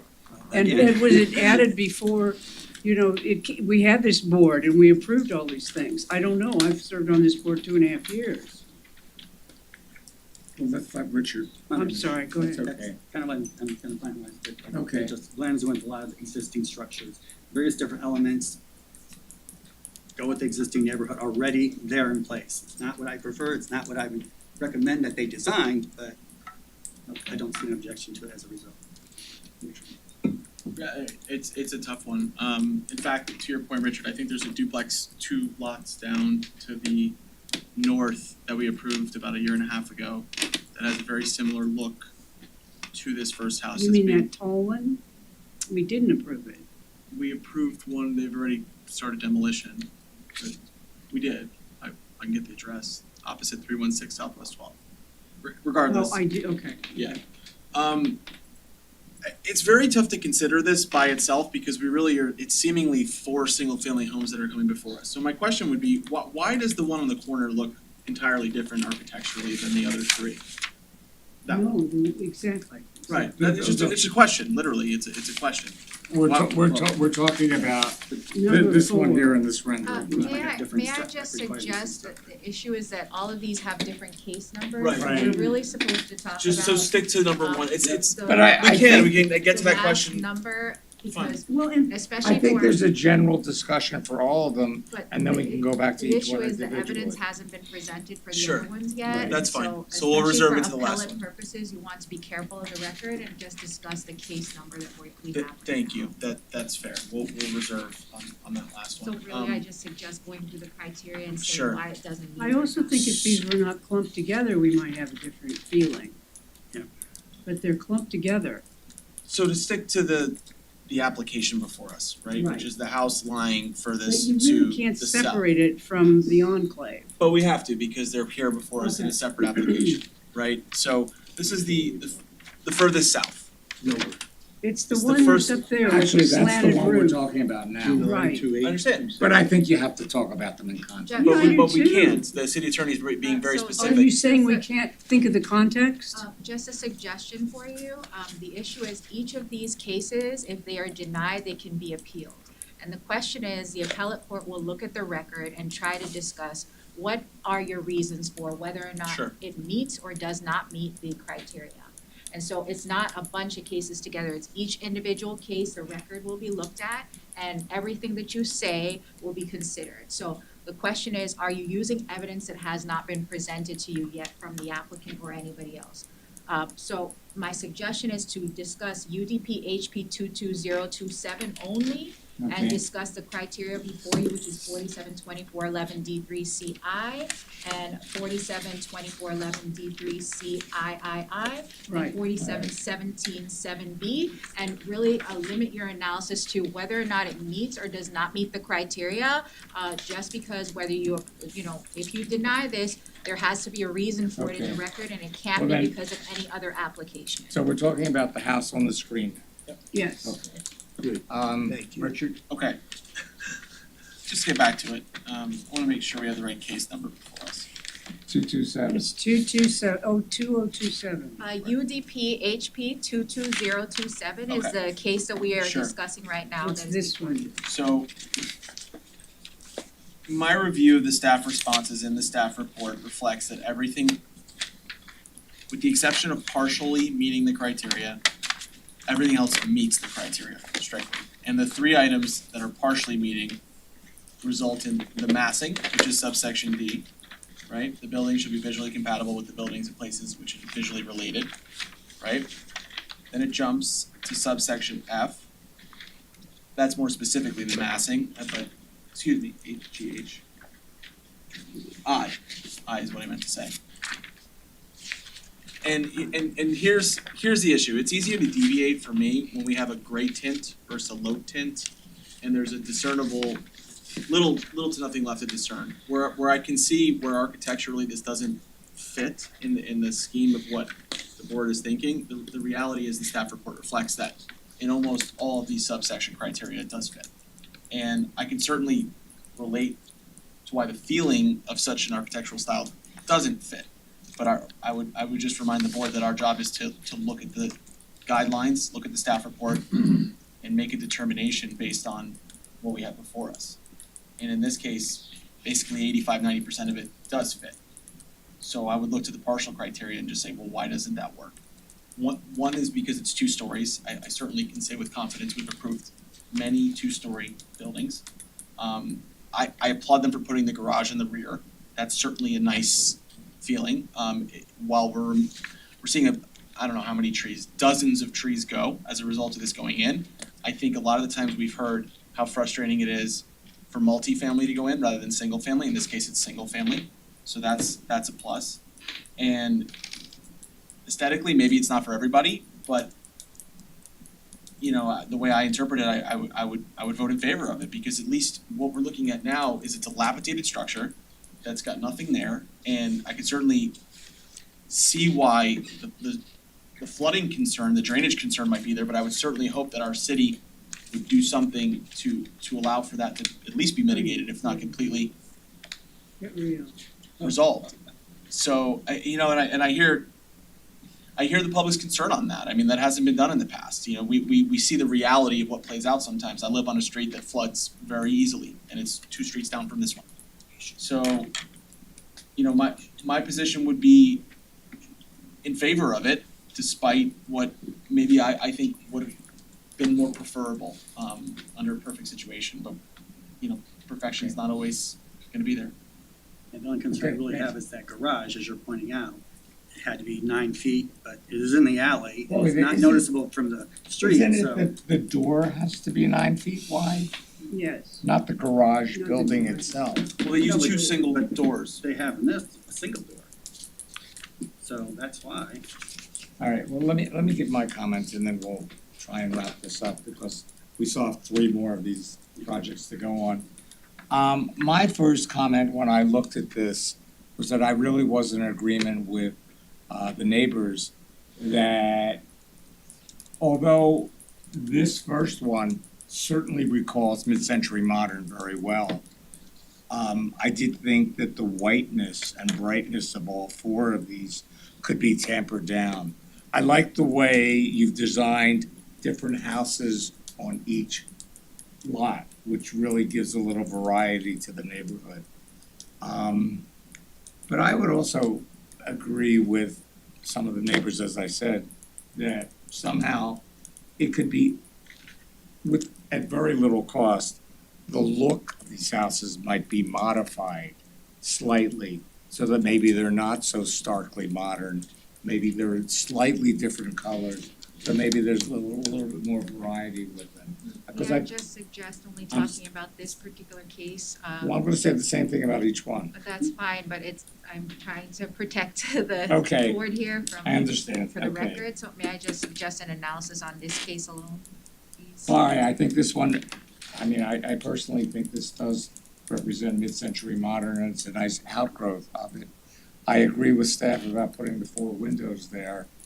And then again, I repeat my comment that if there's any way to somehow reduce the starkness, be it through color, be it through maybe not so much of, maybe more muntins on the big expanse of glass. I'm just trying to think out loud, but that's my comments. So with that, we're still on this first house. We need a motion. Could I ask a question could I ask a legal a question just that deals with what you're talking about? And that is, if we approve one and then don't approve, say, another one, I mean, is that gonna affect the whole project, or is that means that only one or 2 houses could be built? Only the ones that you approve can go forward, and they can decide whether or not they want to appeal, though, if there's any ones that you Okay. deny. So you better have a really good legal. Well, my reason is that that it's almost unfair to present them individually. But this is the way they're presented to us. I know. So would anyone like to make a motion for this project? Can I just get one clarification on what the city did in regards to the adjustment of the window schedule? I'm having a tough time picking that up. So I see the red bubble, or was this adjusted by the city per suggestion and then revised by the applicant? Like, what happened with this front elevation window? She's talking about it. Did you re-refer? You're talking about what, the little squares? Yeah, there's a. The city is just proposing an alternative design. So is that what we're voting on? No, Oh, you're that's saying the- in the report? Yes. Here? Yes, exactly. This was just to show It's here. that this is where the second story portion is. Understood. That's all that is I showing. got you. And Okay. that's page 2 of the staff report. That's correct? page 2 of the stuff.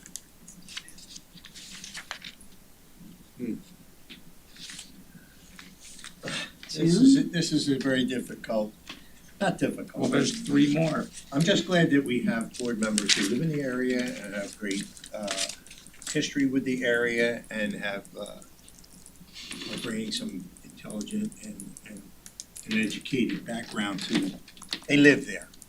I do not. So someone who doesn't live there could be accused of being insensitive. Someone who does live there is certainly sensitive to the needs of the area. 3 board members I'm looking at right now that live there, so.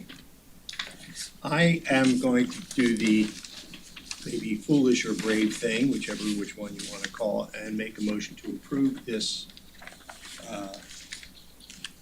application, case number UDP HP 22027, and just for clarity, Sherry, it is the one that is on the screen currently, which per our discussion is the least controversial one, I No, believe. it's not. And it's The one at located, the end is the least controversial. it's located at 404 Southwest 12th Avenue, lots 9 and 10. This is the one that's the least controversial. Alright, so let's focus on May I just, is it based on the findings of fact in the staff report, your motion to approve, and is that your reason for approving?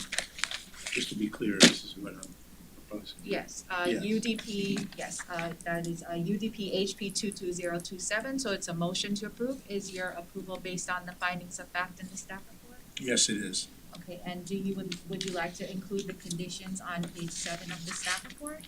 And I can read them if you'd like to say whether or not you want to include it. Or if Yes. you'd like to, all the conditions on page 7 of the staff report are included in the motion to approve? Oh, but with reference to striking the request for a setback reduction, which was stated by Deandra. Do you have setback information in those? On I page don't see 7. No, there's no reference to a Condition? setback There's no reference. reduction in the conditions. Good, okay. So, so we have a motion to approve, so Arthur, I think you just need a second and then I can read the resolution. Did we have a second? I'll No. second it. You'll second it, great. A Thank you, Dave. resolution of the Historic Preservation Board of the City of Fort Lauderdale, Florida, approving a certificate of appropriateness for new construction of a two-story single-family residence for the property located at 404 Southwest 12th Avenue, lots 9 and 10, Fort Lauderdale, Florida, in the Selva Bend Historic District, case number UDP HP 22027. If you wanted to Okay. call, roll call. No, we don't. Okay, whatever you like. Well, all in favor? Aye. Opposed? Aye, You're an aye. The most- two ayes and 4 okays. I mean, 2 nays and 4 yeas. Who voted nay? I vote against the approval. Okay, Are you voting against the approval? no, Oh, okay, so it's 4-1. No, 5-1, okay. okay. So this was the first residence.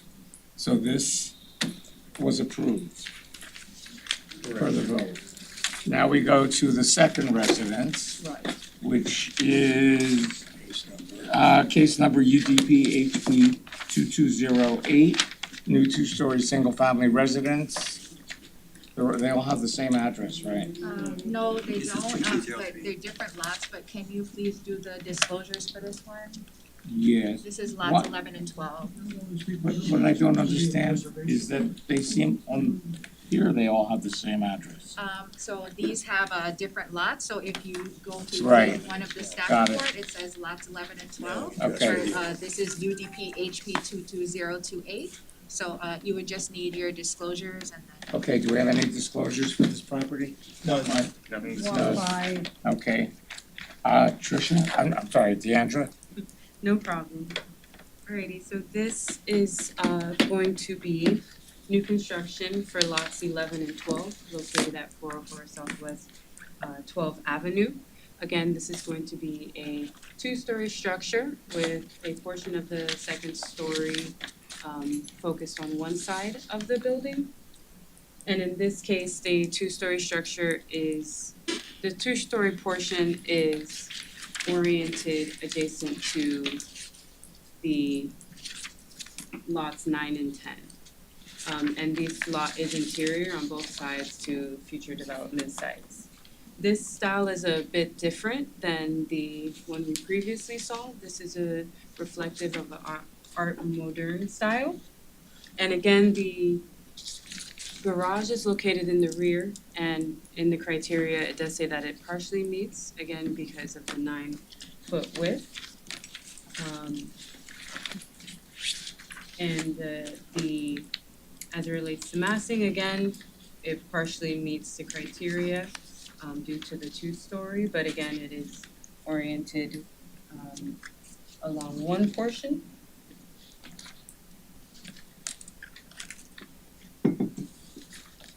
And so,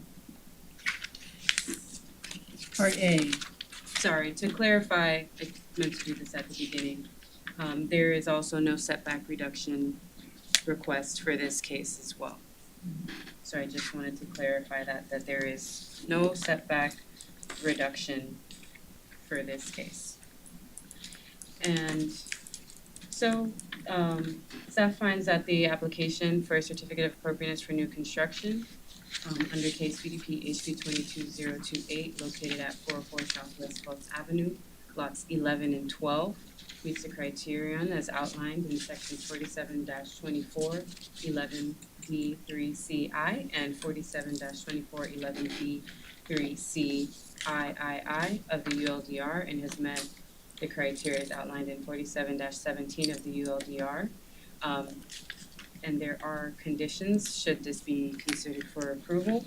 Again, for the mechanical equipment, that the parapet is at least 6 inches above the top of the mechanical equipment, and that the details for raised mutton be provided at time of building permit, and that the application is subject to approval by building and zoning, all ULDR requirements, including landscaping. And this was also reviewed by zoning and did meet setback requirements, height requirements, open space requirements, things of that nature. Can we just get clarification on the setbacks, because I'm confused now, because the summary conclusion states that staff finds the application for the COA for new construction, including a request for setback reduction. Right, there is no setback reduction So that's in there. to clarify, got it, Yeah. thank you. Mayor, this, I think Mr. Bray left when we were doing disclosures. Do you have any disclosure? No disclosure. Okay, in that case, any members of the public, please come right up to the podium.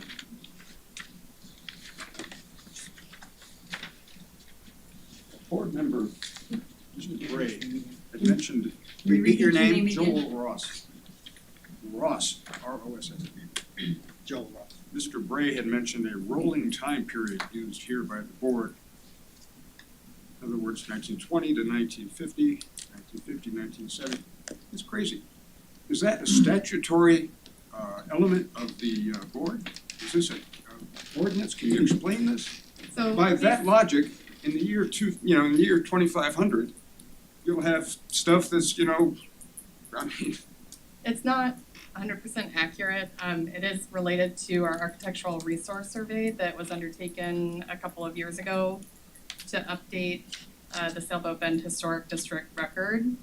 Every 10 years, an architectural resource survey should be conducted of any neighborhood to assess properties that are either contributing or non-contributing to a historic district. In this case, we did look at all properties that were 50 years and older, and at the time, we probably were looking at 1970 and prior, or 1969 and prior, but the updated period of significance for the Sailboat Bend Historic District, I think, extends up to 1961 at this point. So starting with the oldest property in the district up to 1961 is our period of significance. but there's no statutory or any other legal basis for this, No. using this rolling time period? Well, per the National Register for Historic Places, we take a look at any properties that are over 50 years old when we're looking at doing the architectural resource survey and assessing whether or not properties are significant to an area. Generally, once the contributing and non-contributing statuses are established for a historic district, they wouldn't change significantly. But in this case, there hadn't been an assessment for a long period of time.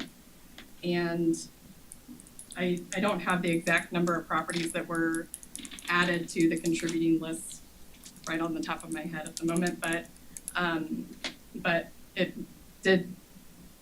did fluctuate the time period from what was originally assessed. I just want to say, I don't think that a city like Charleston, South Carolina would ever use 1950 or 1970 or, 1900 as their basis for the rolling. It's not a rolling time period as far as As Mr. Bray said it was. things will not be continuously designated on a rolling basis. It's an assessment every 10 years. But it is something that is undertaken periodically, and it does go through a process for consideration. So that architectural resource survey was reviewed and adopted by the Historic Preservation Board and the City Commission. Okay. Susan O'Connor, neighbor. I have a question about the windows and how I heard specifically a double hung window. This has to be this. And we've got these modern, tall, square, so contemporary windows that I don't understand. Just by changing the windows in these buildings would change the whole appearance to give them more historic. I mean, it's really just tweaking the outside of the buildings. That's, to me, what the problem is. I welcome them as neighbors and appreciate the garages in the back. I'm glad they're single homes. I mean, you can't stop progress. They are going to keep trees, and I have a huge live oak, and, I care about the animals in the area. But it's, to me, just tweaking some of these things that are so specific, like on the previous case, two cases ago, a sliding door or not a sliding door when we've got extremely modern looking window features here, and I don't know why that's not being addressed in any detail. But we haven't, we have to talk about that. Thank you. Okay, thank you. Thank you. I hope I don't really interfere with anybody's ideas, but I read about, before we bought this place, I read about it, and essentially what I read was that there is a preservation board that it's mandated to keep this neighborhood stuck in about 1970. Now, that's the whole idea of preservation, is to preserve something, preserve a way of life, preserve how something looks. And I respect these people to be able to build on their lot. My feeling is this is wrong. It's sad that you're gonna lose this neighborhood because the next, who's gonna come up with another modernization? Are you gonna permit that one, and the one after that, and the one after that? And the whole idea is to put our feet on the ground and stop this and save this one little ancient neighborhood. Stop it and keep it the way it was. That's the whole idea. I think that's your mandate. And thank you all, and I didn't mean to insult anybody, but just my opinion. Can you please Thank you. repeat your name again, sir, for the record? Can you Robert please- O'Connor. Robert O'Connor. Okay, thank you.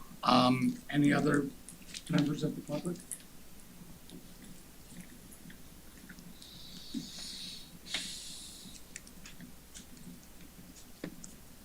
My name is Ellen Kendrick. I agree with the other speakers and I also echo the sentiments of the last speaker. We're the only historic neighborhood in Fort Lauderdale.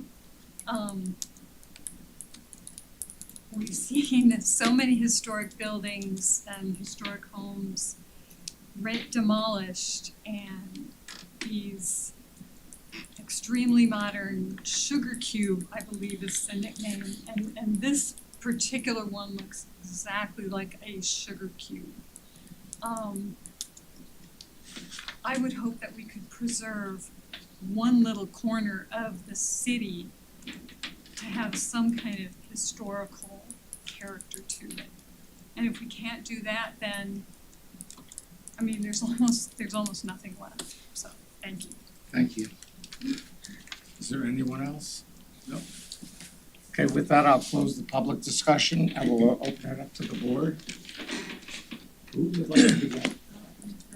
Yes, Roger, I just suggest disclosures. maybe giving the applicant an opportunity to reflect, Oh, just in I'm case they sorry. didn't wanna have any Would you like comments. to say anything at this point? No, I'll let you Okay. guys help it through. If you do, just raise your hand or something, okay? With that. All right, Dave? Picking on me first, huh? Yeah, exactly. I don't have any problem approving the project here. I Okay. don't see. Eventually, what's old's torn down and new's built, so let's march progress. Well, I have the same objections that I had with the first house. Richard? Well, I think that if we want to address some of the issues that the public has brought forth, we really need to create more incentives for developers or property owners to design something that is more to the liking of the historic nature of the district. Otherwise, you continue to have developers that fit into these molds of what the guidelines have that can be more modernist or more considered different than what you'd expect with a historic district. So that's the boards or the city's issue that we have to address, but with the application before us, I see that as the same as the last one, as we're pointing out that it's acceptable to what the rules and regulations are, and fortunately, I don't like it, but it's a criteria. It doesn't meet the criteria partially on 3 issues. Which are? They're outlined here, I Well, checked them. With the It's number A, with the garage door, I mean, that being on the number alley. I, and number 2 windows and doors, yeah. So the same with the last one, partially meets the criteria. I just don't think it doesn't meet the criteria. Sorry about that. Richard? This particular application for me, the biggest issue I take with it is the relationship between the open spaces in the front facade, the windows, the door openings, the porches. This one, this one on its face, the application itself, I'm not a fan. I think it, unlike prior application only citing it because I could see where that was getting into a MIMO, into a sort of feeling of where I could place that. This one I can't. I cannot place this one in the neighborhood. It seems to really stand out. It's very difficult to consider these on their own application, but that's what we're charged to do. So for me, this one I can see, I would much prefer to see an elevation, certainly a front elevation, that would be more in compliance with subsection I. And to read it, where the size of the building, the mass of the building in relation to the open spaces, the windows, the door openings, the porches, balconies, to be visually compatible with the buildings and with the places in which it is visually related. And I think even this one amongst itself with the other applications we'll hear tonight is not as visually related as I would hope. That's my one comment on this one. Thank you. Tim?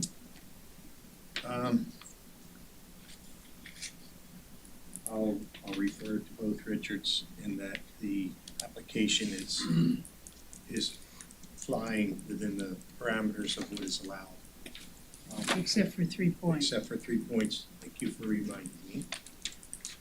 But I will make this comment to those who are not in favor of this, and that your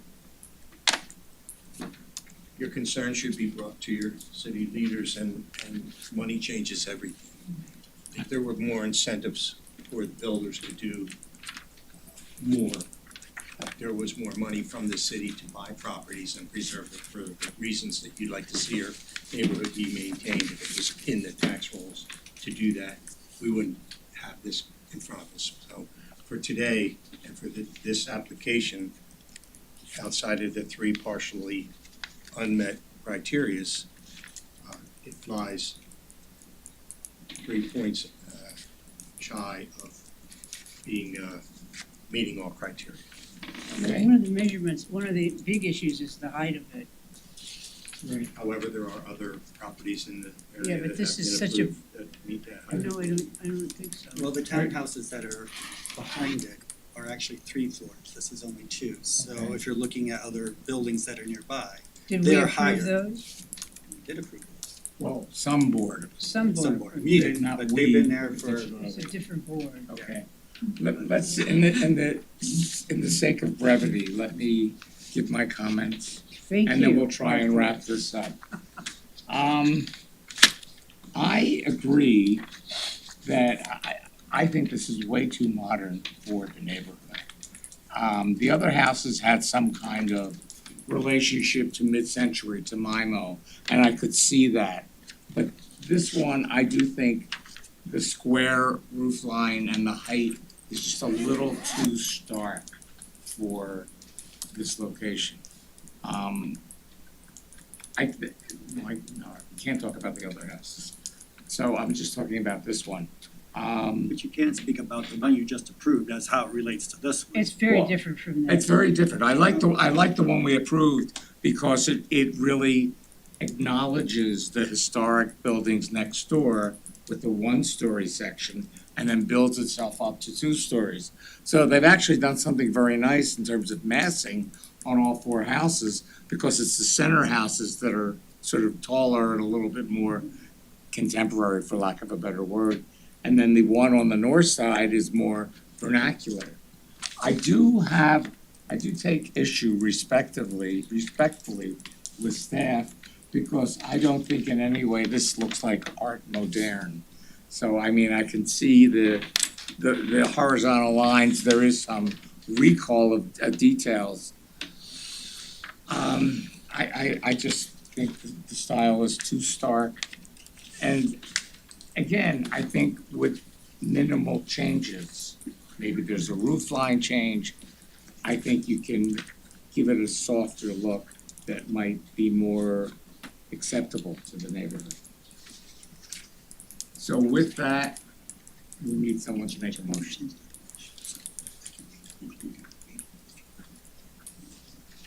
And I just wanted to say something to some of your comments earlier, some of the residents. We don't typically approve new construction to look like old construction because then that confuses the historical view of the properties, what was historic and what was not historic.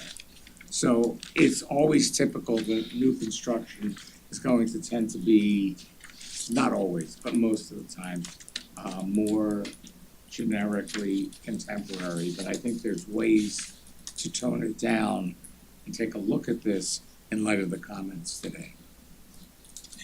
I will make a motion. Thank I you. will move to deny the resolution for a certificate of appropriateness for new construction under case number UDP HP 22028, located at 404 Southwest 12th Avenue, lots 11 and 12, based on the following findings in fact, and is subject to the following conditions. I am there. I don't need to do it if it's denied. Yeah. Okay, so you would have to state exactly which code provision they haven't met and I what would talk facts you're about, basing okay, I will talk about the three elements in the staff report that are marked partial, application partially What meets page this are you on? criterion. I'm on page 3 of 7.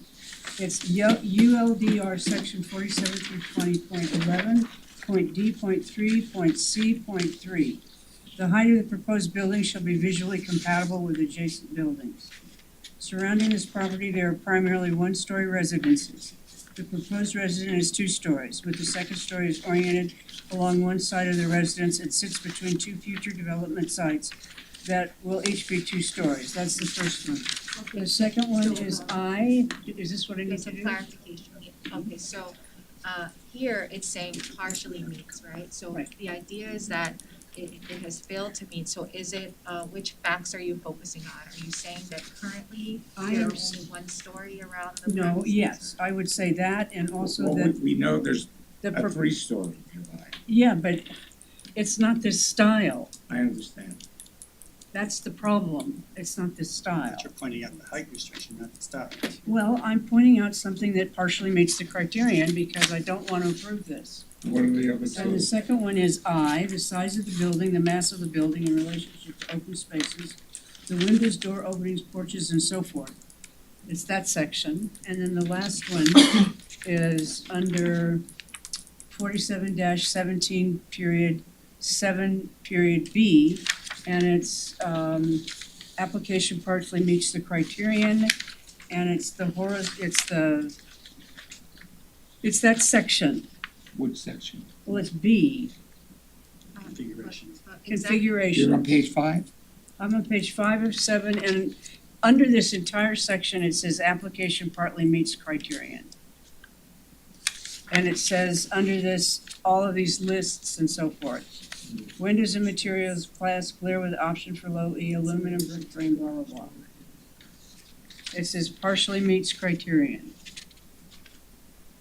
So, just to clarify on the, just we have to be clear for the record, if this is denied, what the reason for the denial is.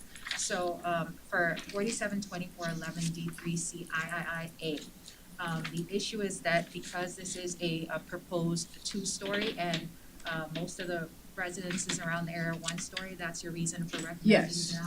that's For one of denial? them. Okay, that's A.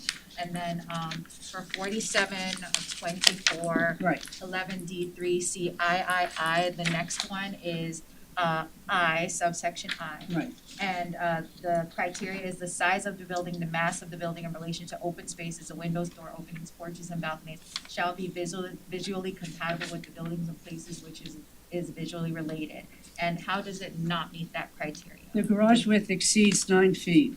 Okay, so it exceeds 9 feet, that's your reason for denial, Right. okay? And the next reason for denial, can you summarize? I would wanna add that the size of the windows is, That comes on this, doesn't it? It's coming. Yeah. All right, I'll let you make your motion, sorry.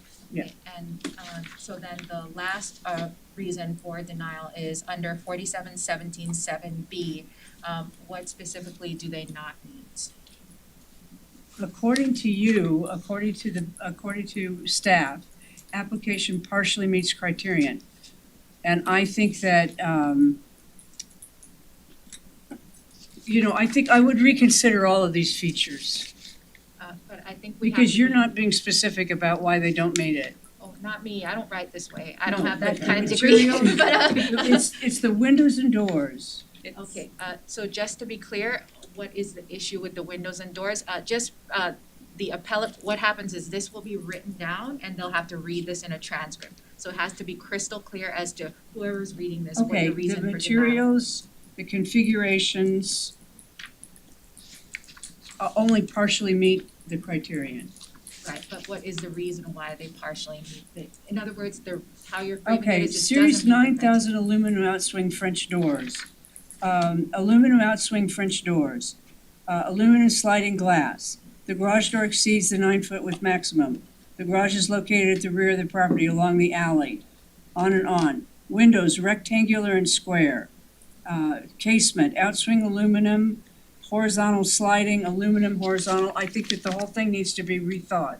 Okay, so just to clarify, this application fails to meet 4717-7B, the design and material guidelines for that Yes. section. It only partially meets the I criterion, think and you there, need- in my mind, it fails, yes. You need to use the So word you have, I suggest using the word that it fails to meet the criteria, because Yes. if you use that, then Okay, for me, it fails to meet the criteria. fails to meet the Be criteria. due to the configuration. Due to the configuration, due to the extended height of the building, due to the extreme verticality of the building, due to the fact that it doesn't conform to the area.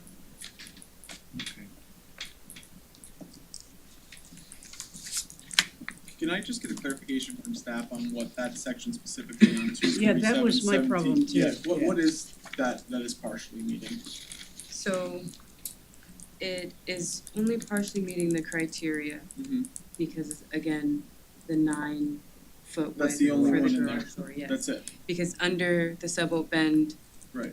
design guidelines, it speaks specific to configurations, and under configurations, it says that garage doors need to Got be it. 9 feet. Right.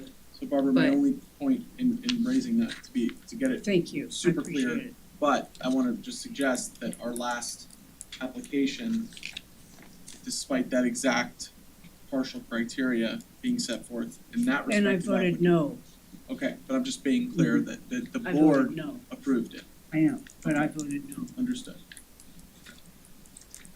Okay, so can we just repeat your motion? No! How do we repeat the motion here? Read it back to us. Just read it back to us somehow. Good luck. Read it back, please. Sometimes I Help can't me. read my own handwriting, but I'll. Well, We're all like that. I write like I a think we doctor. can get it working together. So just to clarify, it's a motion for denial of the certificate of appropriateness for new construction of a two-story Did you get single-family residence for the property located at 404 Southwest 12th Avenue, lots 11 and 12, Fort Lauderdale, Florida, in the Sub-Oak Bend Historic District, case number UDP 22028.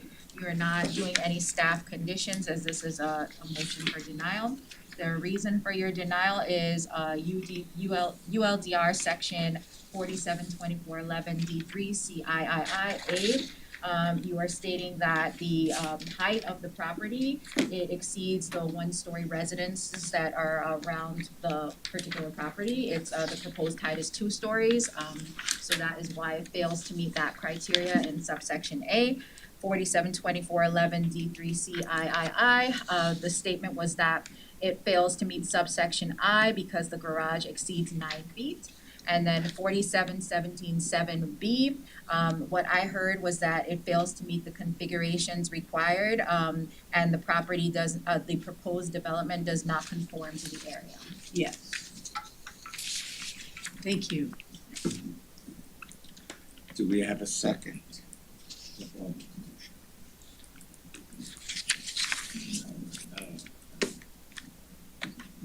I'll make a motion. For you have to second the motion. Oh, you're not second? You're making a new motion? Yeah. Okay. I motion to approve the resolution for certificate of appropriateness for new construction under case number UDP HP 22028, located at 404 Southwest 12th Ave, lots 11 and 12, based on the following findings of fact as outlined in the staff memorandum and conditions. There's conditions, right? Yes, the conditions are on page 7, right above the proposed motion. So, it's whether or not you agree to the mechanical equipment condition, the detail of muttons and, those, did you want me to read it, or, do you just accept all the conditions? I'm cool, no? We can Okay. read it. The motion includes all the conditions on page 7 of the staff report. It's a motion to approve. So you just need a second. Do we have a second for this motion? I'll second. Okay, Richard second. We should probably have a voice vote on this one, so let's start with Dave. Yay. Yay. Nay. Yay. Yay. Yay. Nay. Yay. So I think the yays have it 4-2. I think there's 6 of you tonight, so it's 5-1. 42. No, No, it's 4-2. Barbara and I Okay. both voted no, Okay, Yeah. okay. so it's 4-2. So we might be able to Think wrap this out. up sooner because the next application, I don't have the one right in front of me, you'll have to tell me the number. 29. 29 is very similar to the one we just approved. So that's UDP HP 22029, so you Thank just you. need disclosures and then, the One more. staff. Okay, and do we have a picture of this on the screen? That is it. So it's really just the mirror image of the previous one. Can we please have disclosures first, though, to clarify? Yes, do we have any disclosures? Walk by. No, No, you're close. no, okay. I have one question. I don't remember seeing the V-shaped column on the first floor on the other house. Was it there? Okay. Yes. Too much to look at, okay. Do we have any public comment on this one? Yes.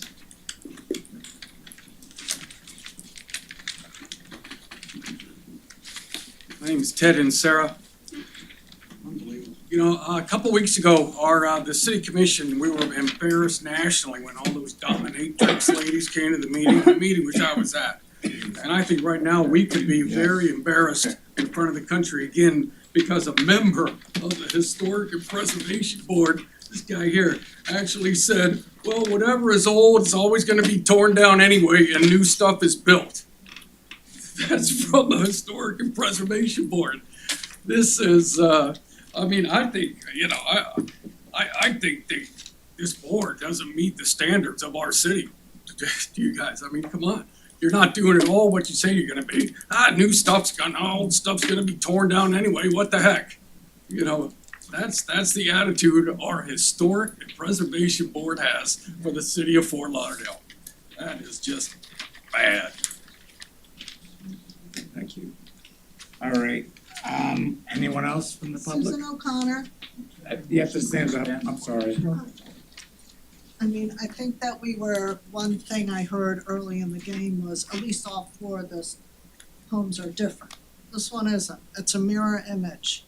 I mean, if we're gonna, it seems like whatever they wanna build, they can build here. I'm really confused at how there's no, there's a little disgruntledness about this, but this is basically a super modern looking home that nothing about it is historic, and yet the comment I heard earlier was just, my ears fell off from a Historic Preservation Society member to be saying that, well, you gotta tear down the old and put up the new. I've never heard, it's unbelievable. Not only is this house the exact same house as the other one, it's so modern that I just can't believe this historic board is just letting these fly by. It's upsetting. I have a proposal. Why don't you propose to disband the board? I think that's what you all have done tonight. Can you repeat your name again for the record? Pardon? Can you repeat your name again for the record? Robert O'Connor. Thank you. I mean, I what he said is true. You're the guardian of this beautiful little old neighborhood, and it's your obligation to stay that it's preserved.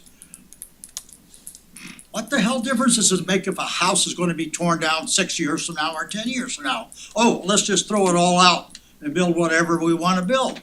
That's not right. Take your obligation to heart. Start over again and turn all of these houses down and have these people come back with another proposal with houses that are more in line with the neighborhood. This neighborhood was preserved 1970. This is not 1970.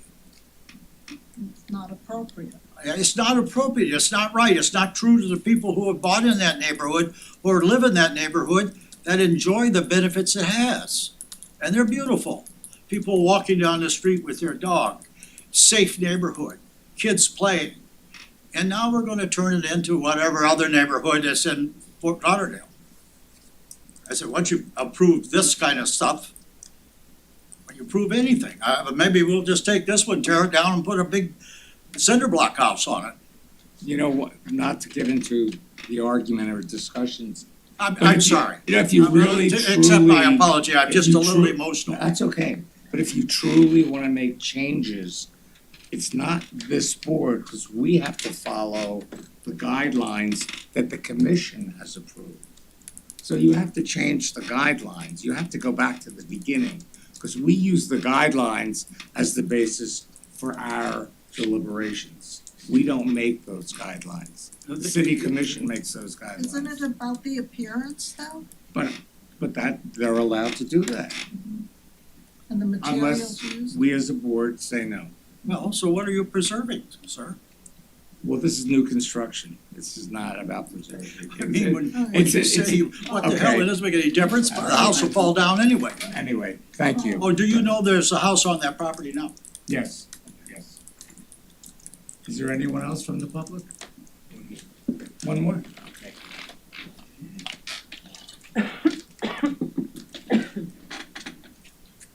My name is Ellen Kendrick. I was also very shocked and by the comment that we heard from a board member about that other people have referenced.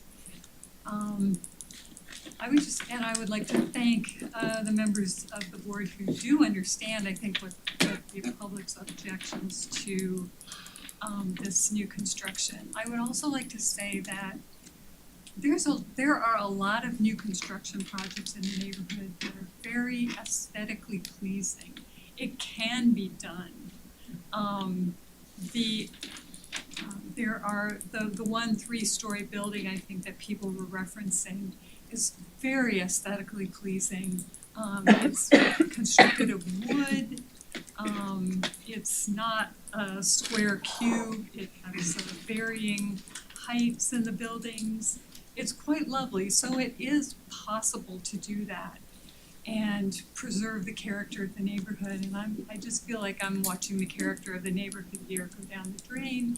And maybe it is the city commission's fault. Maybe they've just made it so difficult for anybody to object to anything that developers are doing.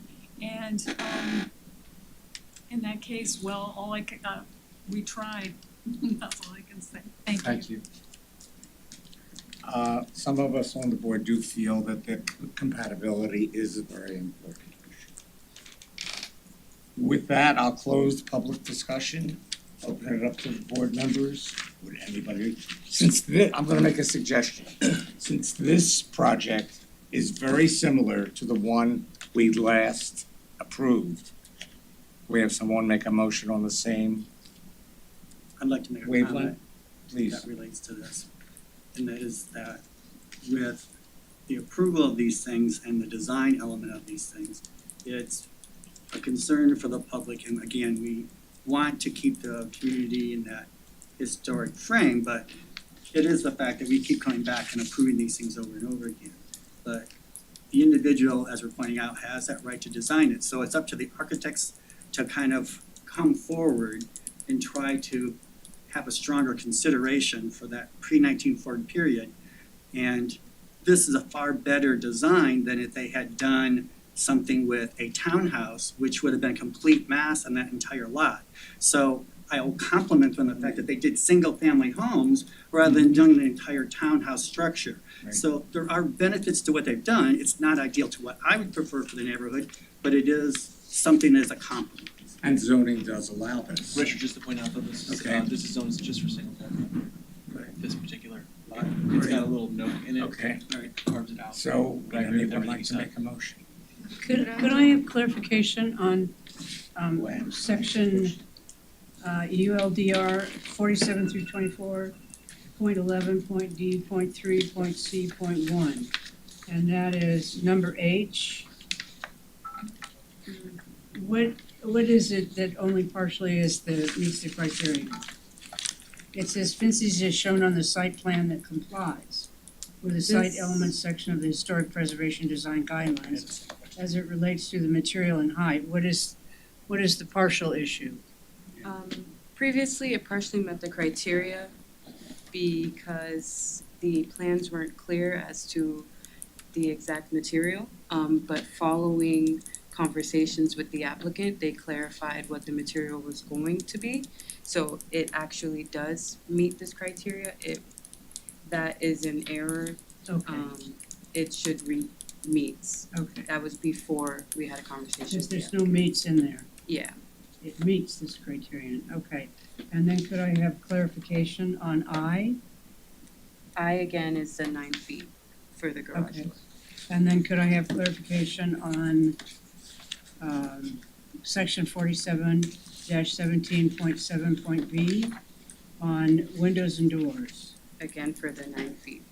I'm sorry? It's again for the 9 feet width for the garage door. Okay, so it's the 9 foot okay, there it is, okay. And on the very last one, garden walls and fences.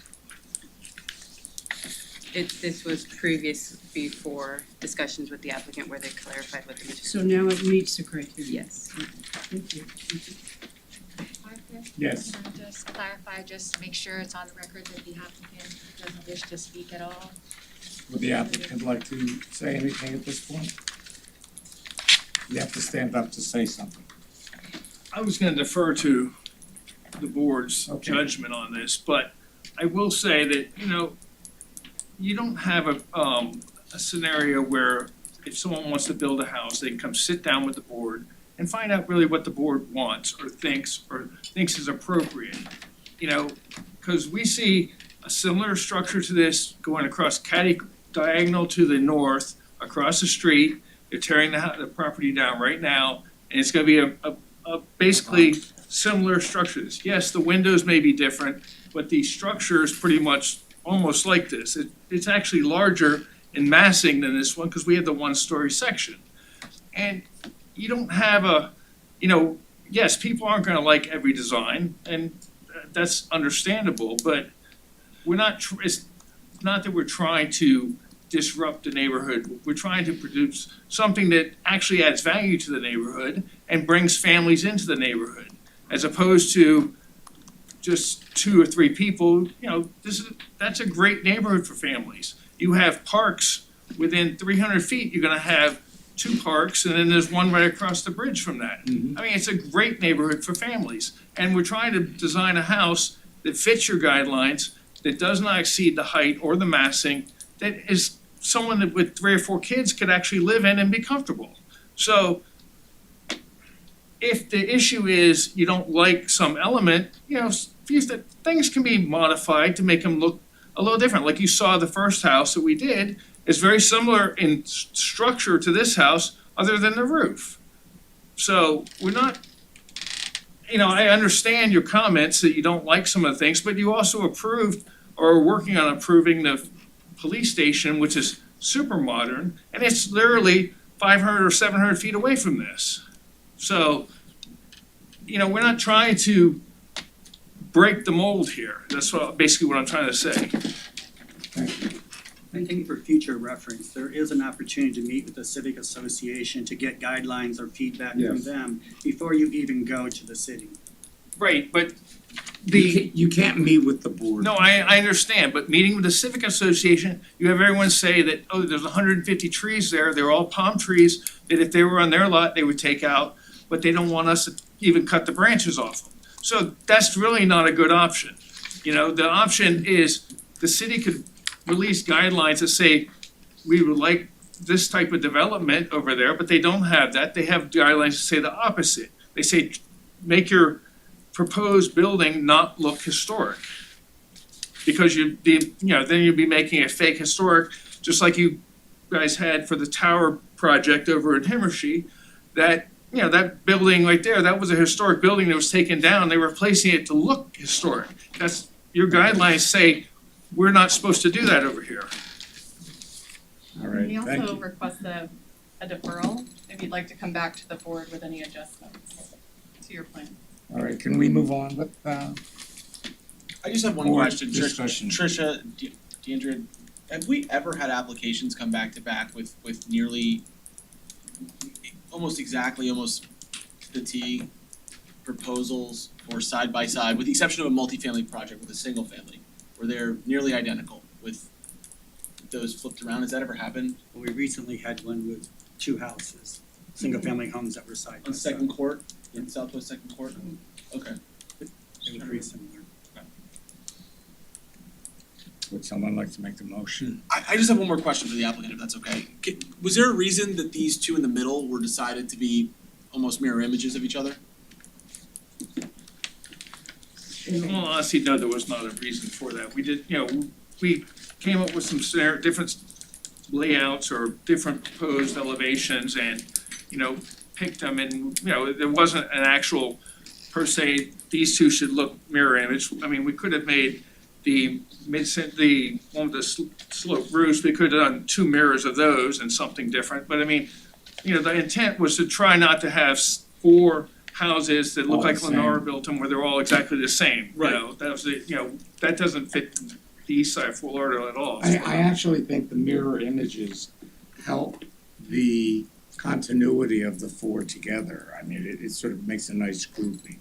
And when But when we first came up with the mirror image thing, we did come meet with city staff and we made some changes to the look of the building, whether for the positive or negative, that's not my decision, but we did make, based on their suggestions, some changes to make the buildings what they viewed as being more compatible with the neighborhood, so. And you can Thank kind of do little things All right, to accent it or let's try and paint it wrap different. this up, guys, come on. Would somebody like to make a motion? I will gladly make a motion. I motion to approve the resolution for a certificate of appropriateness for new construction under case number UDP HP 22029 located at 404 Southwest 12th Ave, lots 13 and 14, based on the following findings of fact. It's outlined in the staff memorandum. And it's subject to the following conditions that is outlined above the three conditions there. On page 7 in On the page staff. 7. You're getting really good at this. Oh.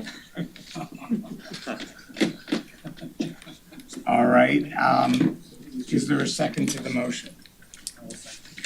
Richard seconds Can it. I just read the result quickly? Please. A resolution of the Historic Preservation Board of the City of Fort Lauderdale, Florida, approving a certificate of appropriateness for new construction of a two-story single-family residence for the property located at 404 Southwest 12th Avenue, lots 13 and 14, Fort Lauderdale, Florida, in the Selva Bend Historic District, UDP HP 22021. Okay.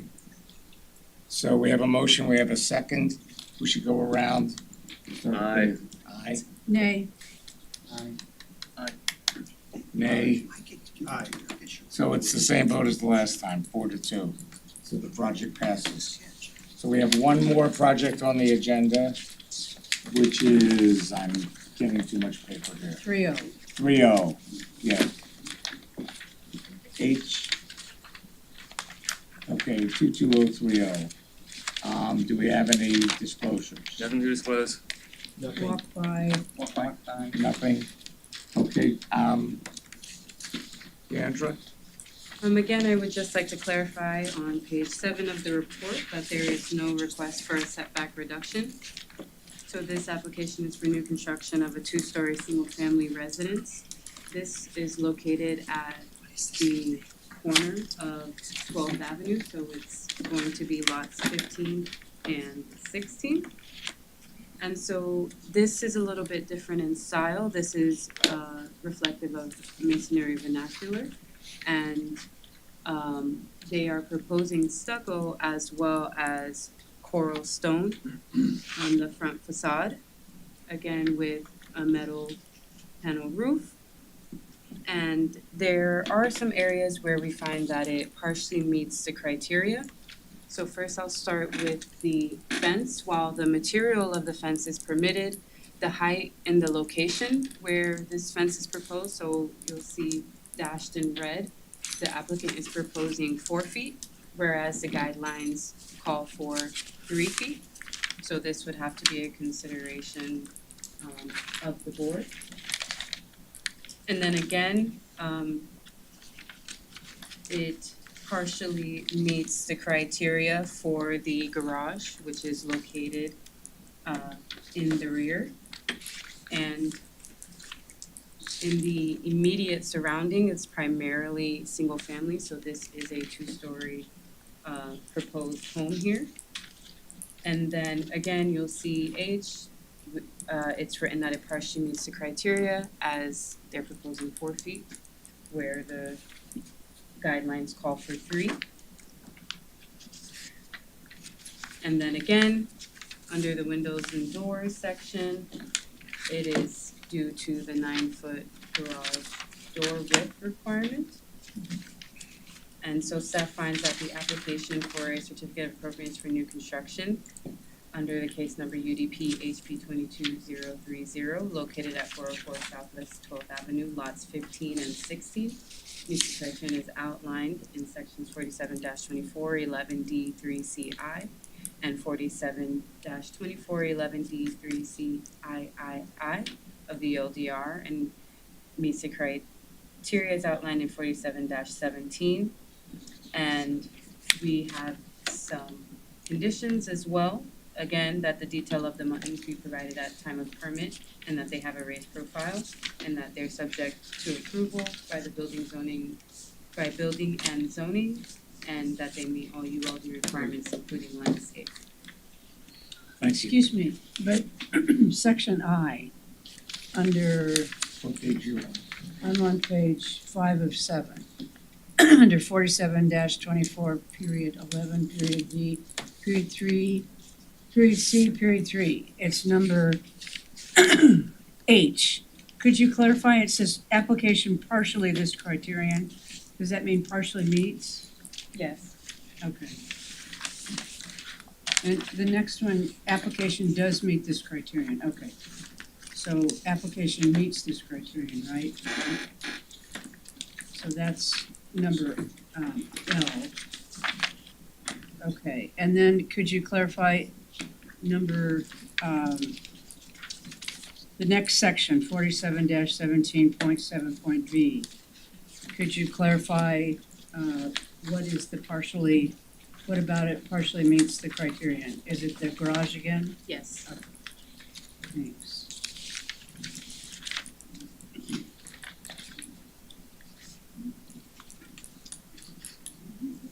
Somebody like to make a motion? We're not there yet. We did a board discussion, I'm sorry. No, I'm sorry, I just wanted to know if we already did the public on this one, I'm sorry, I just. The applicant, if they have anything they wanna say, Would the applicant like to say anything on this? No? But did we Great. do the Would- public? I'm No, we sorry. did not. Now we'll do the public, I'm sorry.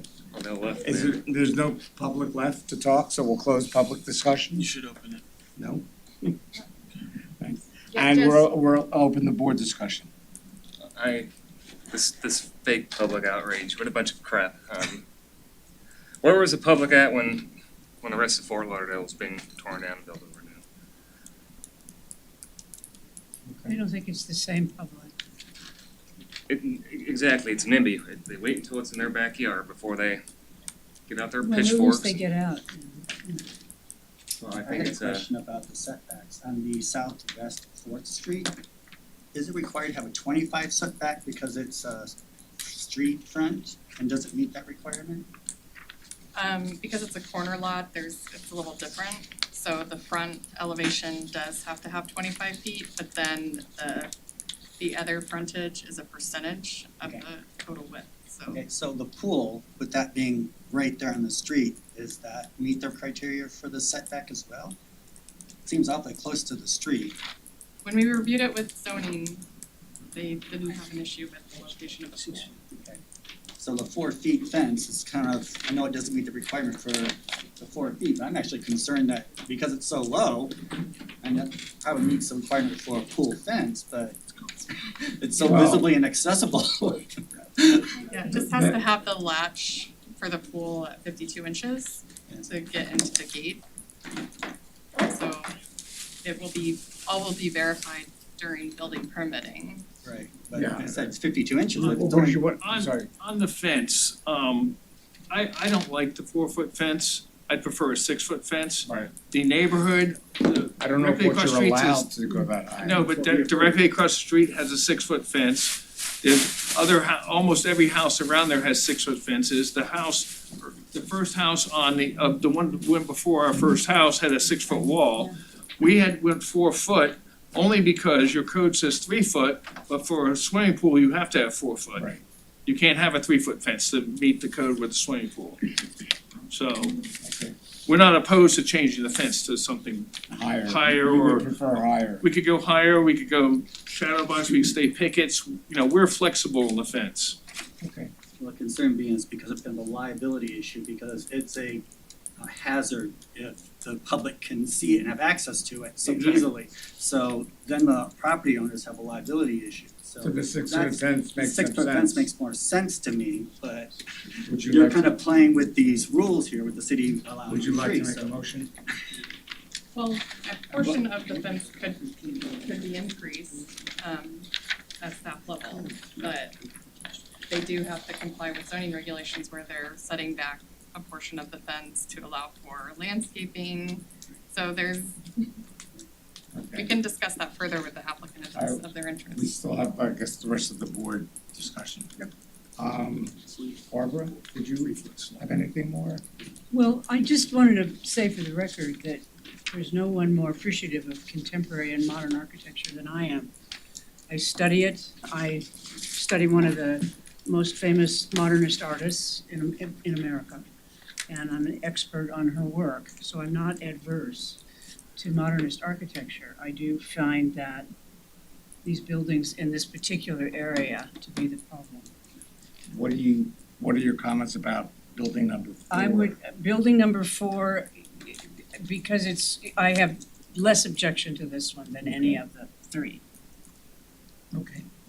Than any of all 4. This one is Right. the one that I Least feel if the others, and it's a space issue. If the others if you could have 3 houses that looked like this, not exactly the same, they would fit more comfortably into the area, into Sailboat Bend. Right. And that's why, I almost feel like having to consider them separately puts us under the gun in a very strange way. But that's how it's been. I know, Yeah. can't do anything about it. Richard? Any other comments from the board? Well, no, we have to go around. No, that was my only Okay. question with the fence. No, I echo in a lot of ways what Barbara mentioned. I mean, it's just one of those things where, you sort of think perfection could stunt progress in this case, and I would love to see this developed because it's been there for quite some time as a dilapidated, abandoned. I mean, there was someone living in it a few years ago, but it's been in the condition it's in for some time, so it's great to see that. I would have much preferred to see something along these lines throughout the four parcels, but it is what it is, and they brought them to staff, and staff analyzed them as they're charged to do. What are your views on this house? I like this house. I think it's a very well done house. I think from what I'm reading, this is a nice porch that's on it. I think it plays very well to both sides, which really are two, not to define front, but two very visible sides of the home. I wish more were like this, but this is it's my favorite of the bunch. I'm in agreement with Richard and Barbara. This is a nice home.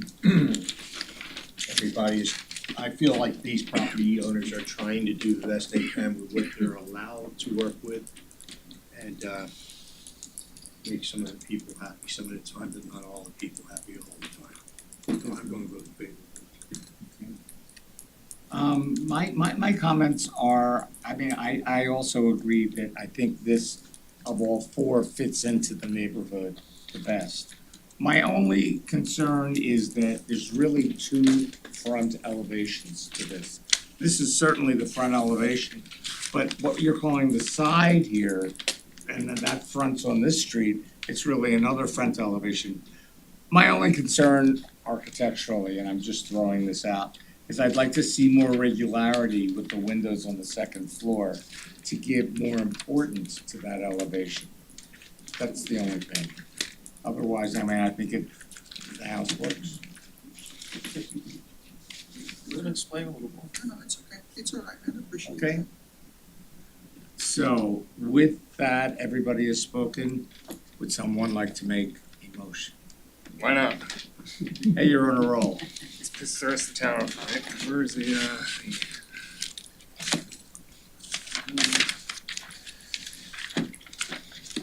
This is case number, UDP HP 22030.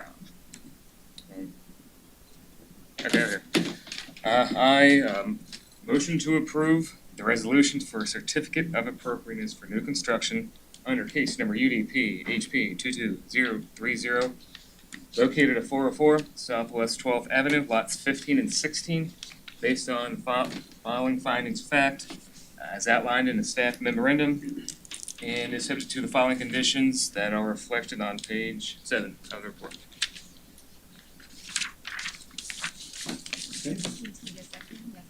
We have a second. I would have seconded if you allow the 6-foot fence on the side. Would you accept That's my that concern. condition? I would accept it, why not? You would accept it, all right, so we accept Second, that. if you allow So for we're, 6 foot. we're raising the, we're allowing them to build a 6-foot fence. Can I have a clarification on that? On You the got a height extent, fence, the extent of it along the well, entire not to have the side, restriction of the 4 feet, so allow it to go to 6 feet for the entire side elevation? for the There is southwest a- So you're talking about Fourth the Street. entire enclosure? No, There is a front entry that, section. for the sides and back, not for front. Are you talking about just around the pool? Basically, so the pool is like screened, so you don't have that access to it so easily. That's Yeah. my concern, so. Okay, because if you look at the site plan, along the 4th Street elevation, Yeah. there is a front entry portion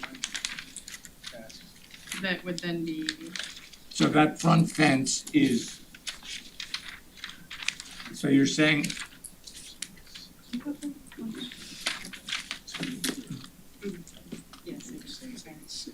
so the fence is not clear on this site plan? so Yeah, It says if you- 4 foot It's, fence, it's so- a little bit clear on this. Clear.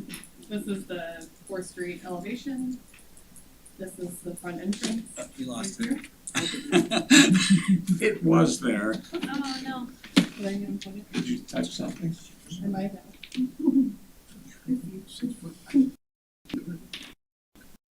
It's in your says, paperwork. it says on the side, it's a 6-foot fence. So wherever you're, this is to Could make go to it, a 6-foot fence. you're saying There we the whole go. fence should be 6 There feet? we go, there we go. Except for the, Where Around would the the 6 pool. feet be? To here? To here? I don't think you can have two different heights around well, but they do, they have 6 feet on the south side. aesthetically. So I'm just suggesting that allow from the front to be the 3 or 4 feet, whatever they've got there, but at the start of the, where it started in red, it continued around all the way to the other side where the 6 feet is at. Yes. From here going back. All the way around to the back, so that the So pool is more secure. To enclose the elevation that acts as a secondary frontage. So I have a question. Why, since you're proposing to do the entire side along the street, The back side, all the way around to where the other side is, so it's so are just you the, including 12th the Avenue. small front portion? no, just 12th Street would remain the 4 feet, but then 4th Street around to the alley and to the south side is all 6 feet. You're creating a place where they can jump over the fence. Not if it's 6 feet, if it's 4 feet. 4 feet. Well, right, it is 4 feet right now. Well, wait, so you wanna make it all 6 feet? That's what I'm not. Yes. Okay, that's what I didn't understand. I think Sorry. the issue with that, just to bring this up, is there's a specific case I can recall, it's on West Los Olas Boulevard where this board did not approve that. We implemented 3 feet and we suggested that landscape be used to raise to that Instead. height. So I don't wanna get into a situation where in this case, we jump that completely without, to my understanding, without the application even requesting it. Are they requesting it? Am I missing something? They're requesting 6 feet? No, we didn't request Right. it, no. So I don't wanna. We were trying to comply with the Right. current code, without But the trying 4 feet to. is exceeding the 3 foot So I requirement would, anyway. but so- I would be more comfortable looking at it, instead of doubling the restriction to 6, or getting to 6, I'd be more comfortable with 4, because I also think this street has a ton of walkability where they could grow a shrub if they so choose to create that privacy, but still not get that forced sort of barricaded look of a 6-foot fence that really is missing from, That's a good point. if, by all means, comply with building and zoning because the latch requirement for the pool has to be there regardless. But I would prefer to see it at 4 feet as requested, to not give them the 6 feet because it hasn't even been requested. Yeah, so there is a sidewalk, you guys don't have the site plan up here, but there is a sidewalk we're putting in down there. Okay. Like you're talking about walkability, we're putting Right. a sidewalk in the front and Great. down the side there. So I think even more reason to keep it at 4 as the application sets out and requests, and allow them to use whatever it is, a So pollution to grow to we 6 have a feet. motion on the floor. So you have to address Second that this then? to the maker of the motion. And it's complying with So 4 Dave- feet, correct? Dave, you're Meeting the 4 maker of feet. the motion right now. Okay. There's been a suggestion to keep it all 4 feet. There was talk about making a portion of it 6 feet. You as the maker of the motion, what would you like to include? Doesn't matter to me, to tell you the You truth. have to choose. Can I ask the applicant, Of course. what do you guys want?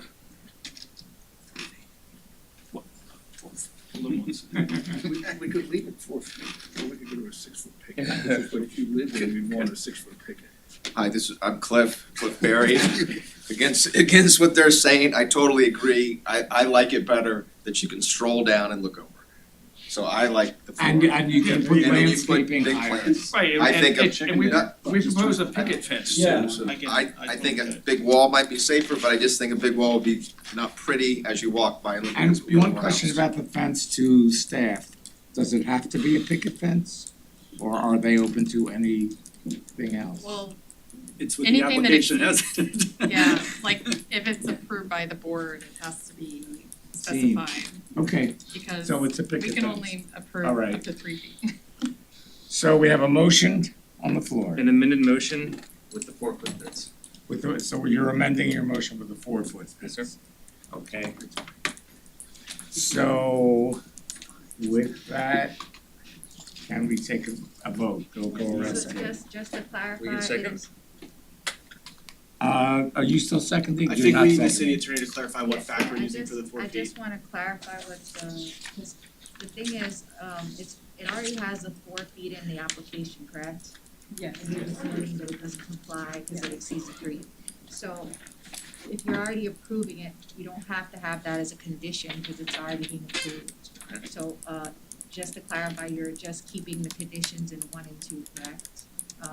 Sorry, on page 7 of the staff report, 1 and 2, or, because you don't need to say 4 feet is approved because it's already being approved by virtue of the approval of the application. So you're saying you don't have to include it as That's a correct, change? right? Because It's already everything there. that they're proposing is. It's already there, 4 right? feet. It's already, So we don't have to do anything. So we don't have to say anything? right, because if you look at the table on page 7, it talks about how it's exceeding it's a proposed is 4 feet. So if you approve this, you're approving that. We're all getting confused. Wait, Basically- I'm sorry. Okay, so by virtue of approving this application, you're approving the 4 feet. So you Right. don't need to say We 4 don't feet need is to approved. add You don't need to say anything about Okay. the fence. Yeah, Okay, good. So we're. so just to clarify, which motion is it, just with these 2 conditions or with something else? You don't want, we don't have to The two use the conditions. condition. Okay, Just The the two two conditions. Two conditions. conditions then. Conditions. Two conditions. And you just need a second. Do we have a second for, I thought you seconded it with the. no, but he's not Fence seconding it. There you go. I will second. You will John's second. Thank you, Richard. motion there. All right, so we're gonna go around the room and. Of course I'll vote yes. And I will vote yes on this one. Yes. Yes. And I will vote yes. Yes. Unanimously approved. Sweet. And just to clarify, Maybe the first, the I hope first- this wasn't too Just to- painful. just to plans clarify for for you. the record, the first motion was withdrawn, correct? The first Uh, motion that included. Yes, the- yes. Yeah. Yes. Right, okay. And I hope this wasn't too painful for the No, applicant. it wasn't. But I do think there were some interesting ideas thrown out that may be worthy of some kind of consideration. Maybe you could think about those two middle buildings in a completely different way. You mean the modern houses, the two Well, they modern- can't, cause now they're approved. I know you have the approval, but doesn't mean they can't change it. I know. Well, but I mean, look at what they, never mind. Has meeting been adjourned? I mean, I agree with you. I know we have. Thank you for consideration, Thank board. you. Thank you. Communication from the city. Has the meeting been adjourned? Oh, do we have any, I'm sorry, We have two other items. where's my agenda? Hold on a second. No, we don't. Do we really? It's just Communication. communication to the city. Communication to the city commission and for the good of the city. All right, so communication to the city commission. Do we have anything? They were supposed to fire everybody. That's not on the agenda, okay. You mean we can't And do then- that? For the good of the city of Fort Lauderdale, anything? I have a question. What's the status of the Castro convertible building? It was deferred to the April 18th city commission Yeah. meeting. Okay, just checking. I got a question. Is the old Coca-Cola bottling Of the- plant, is that historically protected? Castro convertible building. I'm sorry. The old Coca-Cola bottling plant on Andrews? Yeah. What about it? Oh, and if that's historically protected, why aren't we doing the Is it, the sorry? permit approvals and whatnot? They did come before the board a couple of years ago to give an overview of the project, but it didn't require board approval because it's rehabilitation work. That So- building is not designated. It is It designated. is, because that's a great building. Yeah, so the county is restoring the building to meet historic preservation standards, so they don't require any special approvals. Hmm. It's all staff approved. Staff's fired too. Anything else? Everyone's gone. Alright, make a motion to All right. adjourn? We have a motion to adjourn. Do we have a second? Second. We have a second. All in favor? The meeting is adjourned. Thank you, everyone. Thank you. This is our longest one? One of them. We No, had we've been one here, till no, we've been later. here longer. A lot Until later. like after 10, I